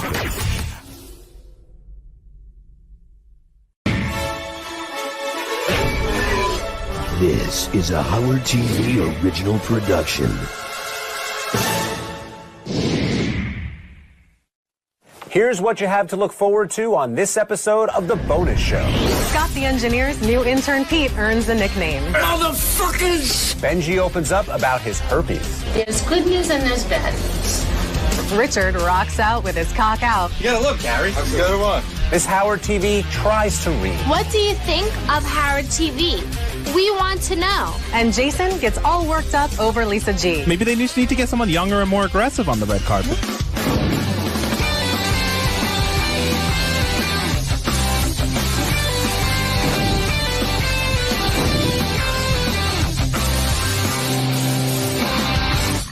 Hello, Stern fans, and welcome to The Bonus Show, a weekly update of all the great behind-the-scenes moments you can't see anywhere else. I'm John Hein. And I'm Rachel Fine. Hey, that rhymes. It totally rhymes. How good are we? That's awesome. Our first story tonight involves the new guy in the hallowed halls of the Stern studio, 34-year-old intern Pete McHeffy. Now, Pete was brought on to assist Scott the engineer and is already making a name for himself. It has been confirmed through an appearance on air with Howard that Pete suffers from Tourette's and has a problem with the ladies. Apparently, he is looking to go from afflicted to the one who afflicts. Watch this. After years of pranking, we've decided we're getting a little old. It's time to pass the torch down. We have found a protege, the funniest of the funniest prankers ever in the history of pranking. Prankster Pete! What's up, motherfuckers?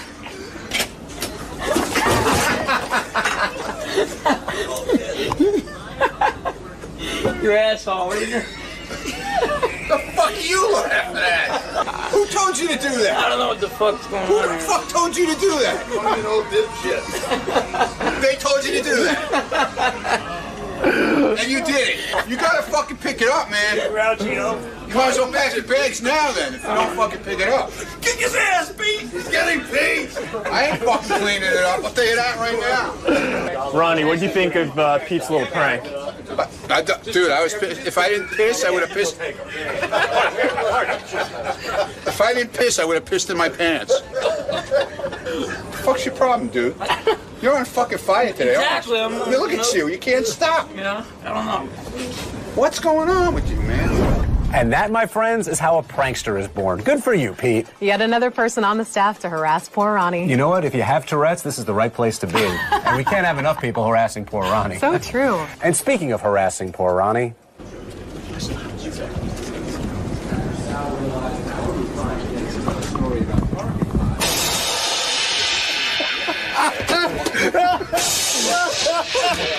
He hit it!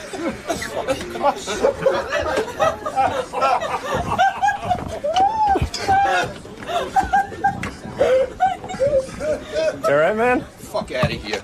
Get the fuck out of here. I'm sick of you motherfuckers. Fucking sick. Well, Rachel, unfortunately, our next story is no laughing matter. Rumor has it that longtime Stern staffer Benji is carrying the herpes disease. Benji wanted to set the record straight, so he invited our cameras to his doctor's office to reveal his herpes test results. Not only am I negative, from what I know, I'm one of the few men in America that are negative for both. Oh my goodness. Well, okay. Well, I mean, in a sense, isn't it like something like 80% of the adult population? Yeah, it's about 75 or so percent, over 70% of the adult population have, by the time you become an adult, you're positive. So over 70%. You can kiss a baby and give them HSV. That's why I don't kiss babies. Yeah, not kissing babies, probably a good practice across the board, Benj. Yeah. Rockers AC/DC visited the show this week, and longtime fans, Richard and Sal, attempted to pay tribute to the heavy metalers with a serenade, only to be shooed out of the studio by Howard. Here's what you missed. Gary, we're practicing for Name That Tune. Okay. We'll do a tribute. Ready? You ready? Guess Name That Tune. Just for AC/DC, ready? Right, Cock rock. You gotta look, Gary. I've got to watch. Ready? Go.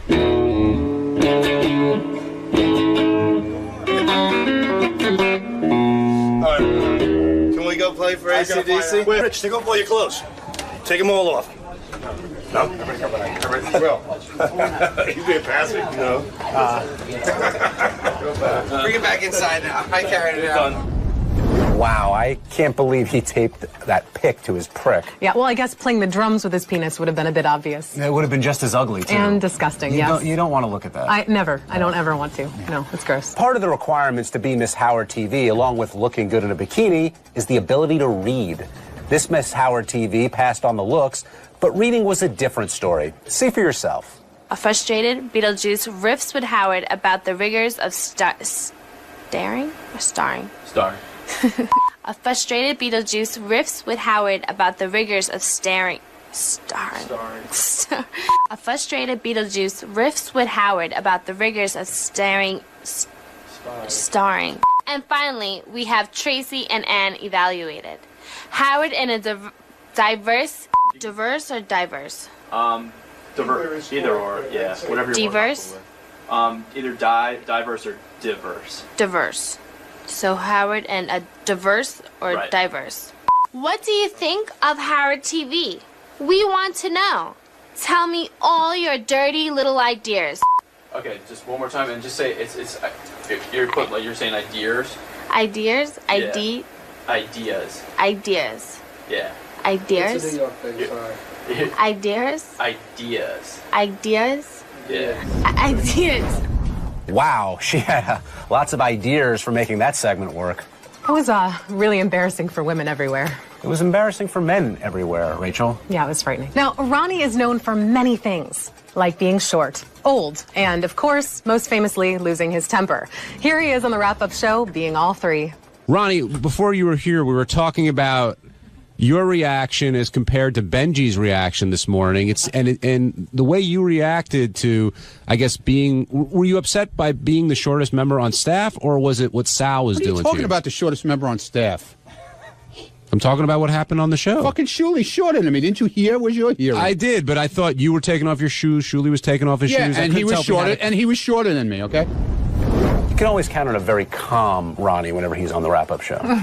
Continuing on the old theme, Jason had some sobering moments on the wrap-up show about Lisa G's lack of youth. Lisa, maybe the industry has just passed you by. Like, it sounds like you can't keep up with the new media. Maybe they just need to get someone younger and more aggressive on the red carpet. Where are you guys Well, coming it sounds from? like you're not so insulting. This isn't about me. It's about Howard and getting. It has nothing to do with Howard. Yes, it does. It It's sounds his like news department. You are no longer aggressive enough to fight your way to the front of the red carpet. Jason, no, I'm serious. First of all, you wouldn't fit on the red carpet because you're so fat. You would take up 5 spaces. Jason needs to cut her some slack. She's trying to maneuver through a crowd with those 30 Ds. Rachel, clearly you don't work here every day with Lisa G. Okay, good point. Consider yourself lucky. Got it. Okay, wrapping up the wrap-up show clips this week is a lovely exchange between the ornery Ralph Sorella and a man who knows how to host the wrap-up show better than me, comedian Greg Fitzsimmons. Now, word has it that Ralph has been harboring ill will toward Greg for a number of years. In this clip, Fitzsimmons tries to get to the root of Ralph's hatred toward him. The last 3 or 4 times I've been on the show, you've called in and been really hostile to me, and I'm wondering if there's something underneath it. Honestly. No, honestly. I mean, don't fucking hide from it because there's something going on. No, you don't normally talk to me like this, and every time you call in, you got a big fucking problem with me, and I don't know what it is. I think in general you come off bad on the air, you come off whiny, and you come off like an asshole. And that's what I said last time. Yeah. When we were talking about all this stuff, and I just said, well, maybe you're just an asshole. I mean, with all this trouble you have, you're getting in fights on the street over because somebody waved at you the wrong way or something.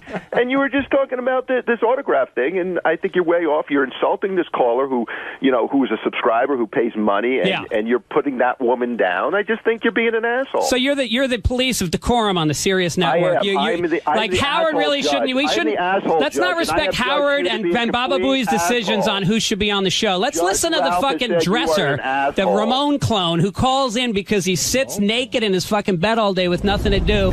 John, you know what really bothers me about you? You constantly side stare at my boobs and you think I don't know it. Well, from all of us here at The Bonus Show, thank you for joining us. Be sure to tune in next week for more Stern Show gems you can't see anywhere else. For John Hein, I'm Rachel Fine. Good night. Good night.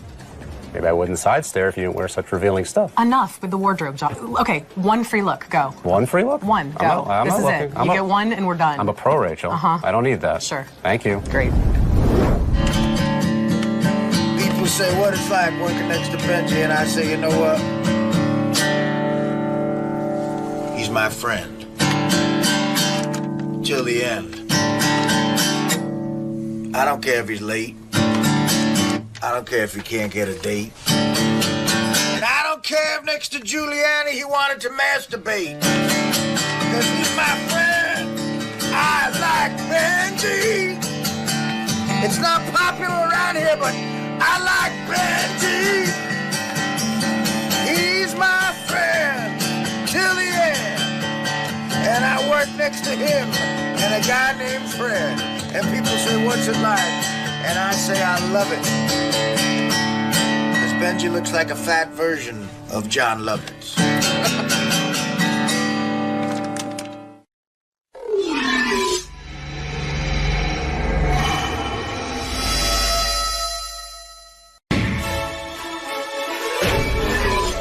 This is a Howard TV original production.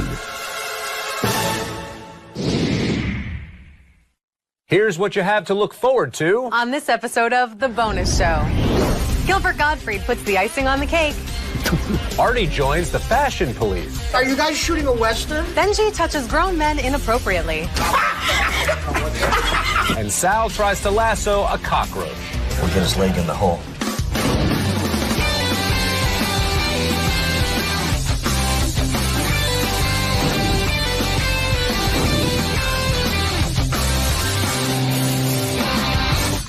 Hello, Stern fans, and welcome to The Bonus Show, a weekly update of all the great behind-the-scenes moments you can't see anywhere else. I'm John Hein. And I'm Rachel Fine. Our first story involves frequent show guest Gilbert Gottfried. For those of you who saw the radio show a couple weeks ago, you will undoubtedly remember Gilbert's run-in with Lisa G. Well, we have some more footage of Gilbert's antics. Watch this. So how was your appearance today, Gilbert? It was... It was good, yeah. Yeah,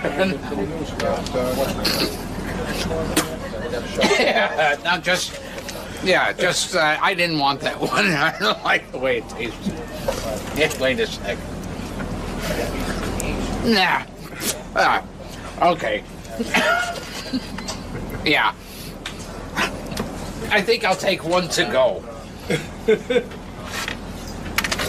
And I should leave this one there.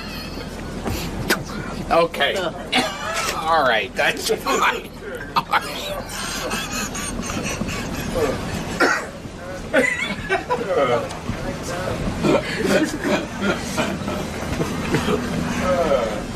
I'm lost.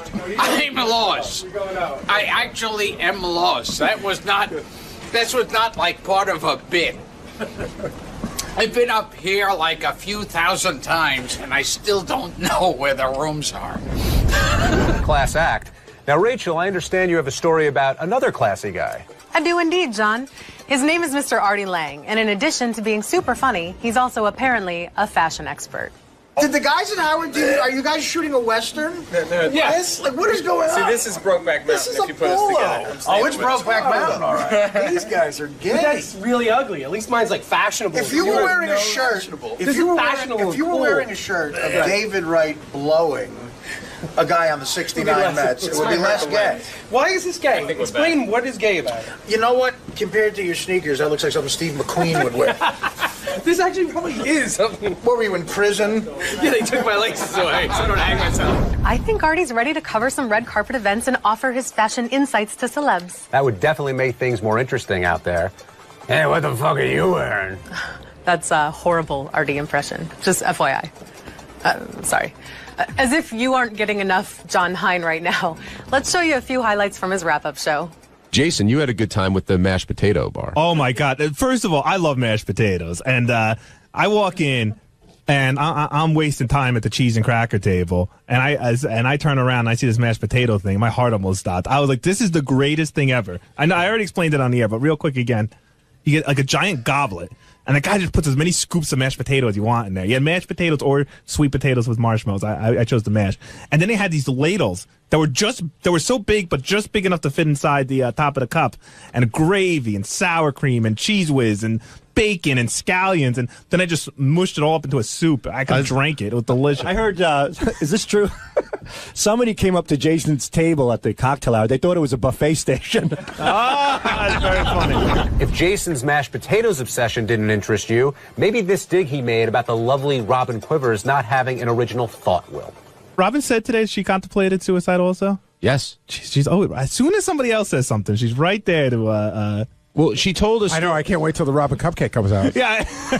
Well, Robin's always done everything after the fact. You're saying Robin's only bringing this stuff up because somebody else says it? I'm just saying, and I love Robin, but she has a... Was that your Sal disclaimer there? I do love Robin, but she does have the tendency to know everything or agree with something immediately after somebody said it. Oh, I was just about to say that. Oh, I was thinking that 20 years ago, but I never said it out loud. It's always right after somebody else says it.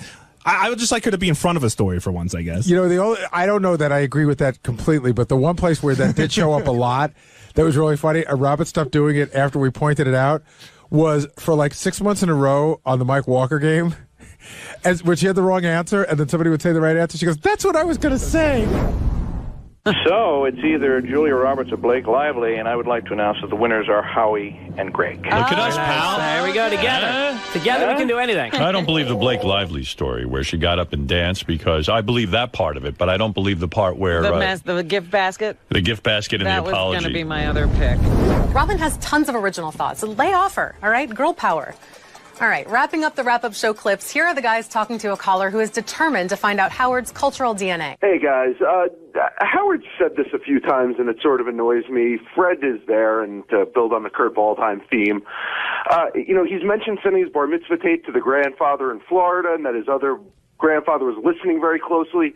To me, that sounds like two Jewish grandfathers. How exactly is Howard half Jewish? Fred, that's a good question. Well, you know what? You'd have to ask Howard, because you have to take him at his word. But what rationale could he have for being half anything? If You're going to have have to two call Jewish back tomorrow and try and get through Will. Maybe both parents are a quarter Jewish. Oh, so it adds up. It might. You'd still be full Jewish, Benji. Now, which half of Howard is Jewish?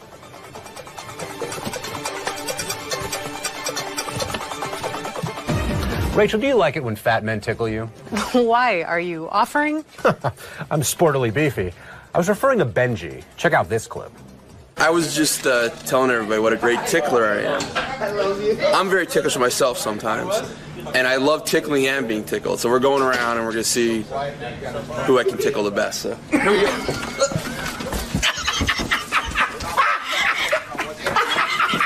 Wow! Oh, he is good at it. Oh.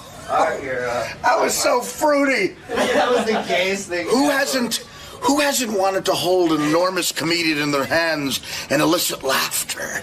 And took a look back at some of her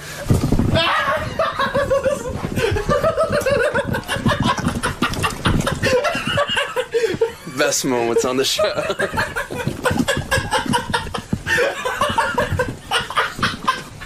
This is a big challenge. Don't even think about it. This is the biggest challenge ever. Don't even think about it. This is the biggest challenge ever.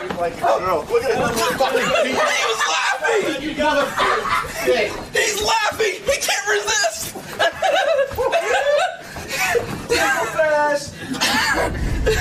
Richard Christie will do just about anything for a laugh. So here he is doing just about anything for a laugh. This Ronnie will make out with me. You gotta run the Gross. Oh, man. Hey, Sabian, how do you let shit like this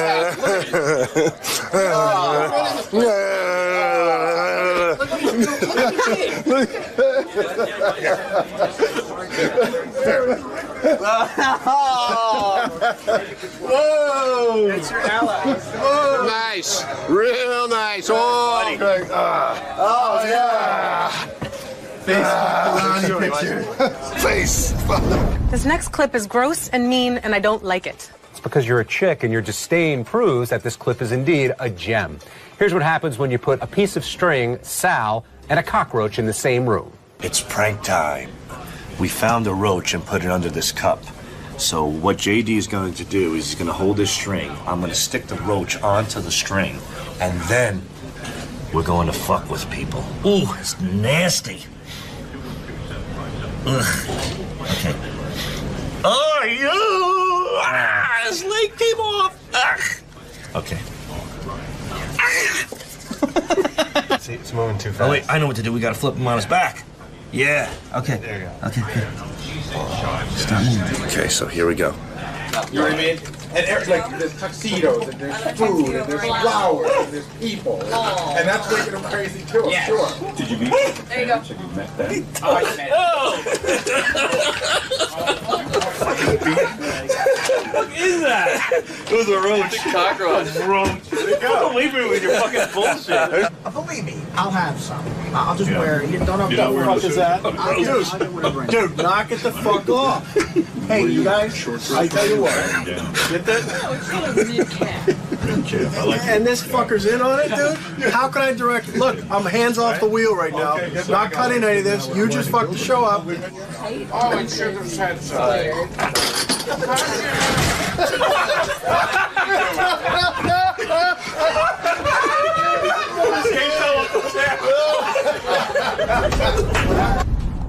I'm calling PETA. Will they get rid of Sal? Maybe. That'd be great.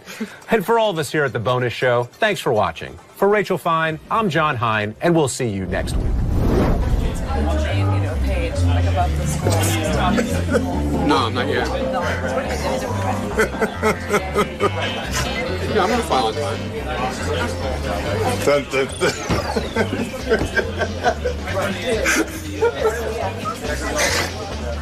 Ronnie loves it. Let's take a couple of calls from Richard. Christy.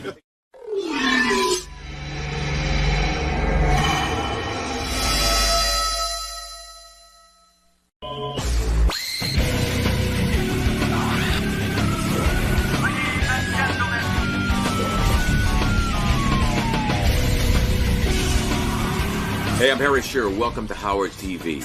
Why am I here? Why is anybody here? I got a product to flog, and Howard's got the key to the marketplace. So they tell me. I've been with Howard before, but it was years ago. He doesn't remember, but I do. I'm excited to have Harry Shearer here. He's one of my favorites. I think he's a brilliant guy. He's one of those guys who's had an amazing life, he's a bright, funny guy, and but what I love about him, hey, Harry, how you doing? What I love about Harry is that you're sort of like this guy who doesn't take any bullshit from anyone. You're almost, I'm going to say this as a compliment, a malcontent. I'm known around the industry as the turd in the punch bowl. Yeah, I mean, seriously. Harry, Hi there. How are you? Harry's one of those guys who will fight with any, like. Oh, you don't for care example, how big you are, yeah. Like on The Simpsons. Yeah. You do 6 of the voices. Am I still on The Simpsons? You are still on The Fuck, Simpsons. man. But that's good. I got to answer my calls. But the thing is, with The Simpsons, it's almost like you're angry with The Simpsons. At the same point that he does, I would say, about 6 voices on The Simpsons. Try 16, babe. 16? Wow. Yeah, and I babed you when I said that. Thank you. Yeah. You do 16 voices on The Simpsons. At least. At least. See, that's the only thing I've learned from Bob Dylan is give a different answer every time I'm asked that question. Right. But, I mean, it's an amazing amount of voices, and Yes. it's not like you do the same voice. It's you have Right. complete unique voices. I don't watch The Simpsons. I'm probably the only guy on the planet doesn't. You don't either. You've never seen an episode. Well, I've heard it's on. Right. You really don't watch it. I don't watch it right now, but I don't watch any television. What's amazing about you is that despite the fact you do 16 voices, and somebody said to me that you get now, I forget what the price was, No. $400,000 an episode. Whatever I get. That you're a multimillionaire from the Simpsons. I got enough money to buy out Mr. Skin. Yeah, and you nevertheless criticize The Simpsons. You say the last 3 years of scripts are horrible. Well, and even the people from The Simpsons are like, hey, fuck you. We pay you a lot of money. You're on the show.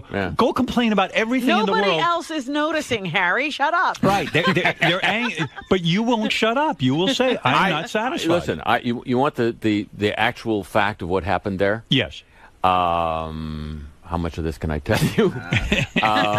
We had a really rancorous negotiation. Right. Now, you at the time when you first signed with The Simpsons, I guess you were part of the Tracy... No. I came in to do The Simpsons. Had nothing to do with the Tracy Ullman Show. Did you audition for The Simpsons? No. Are No you way. kidding me? People know you. I mean, you're Matt knew me from my radio show. Right.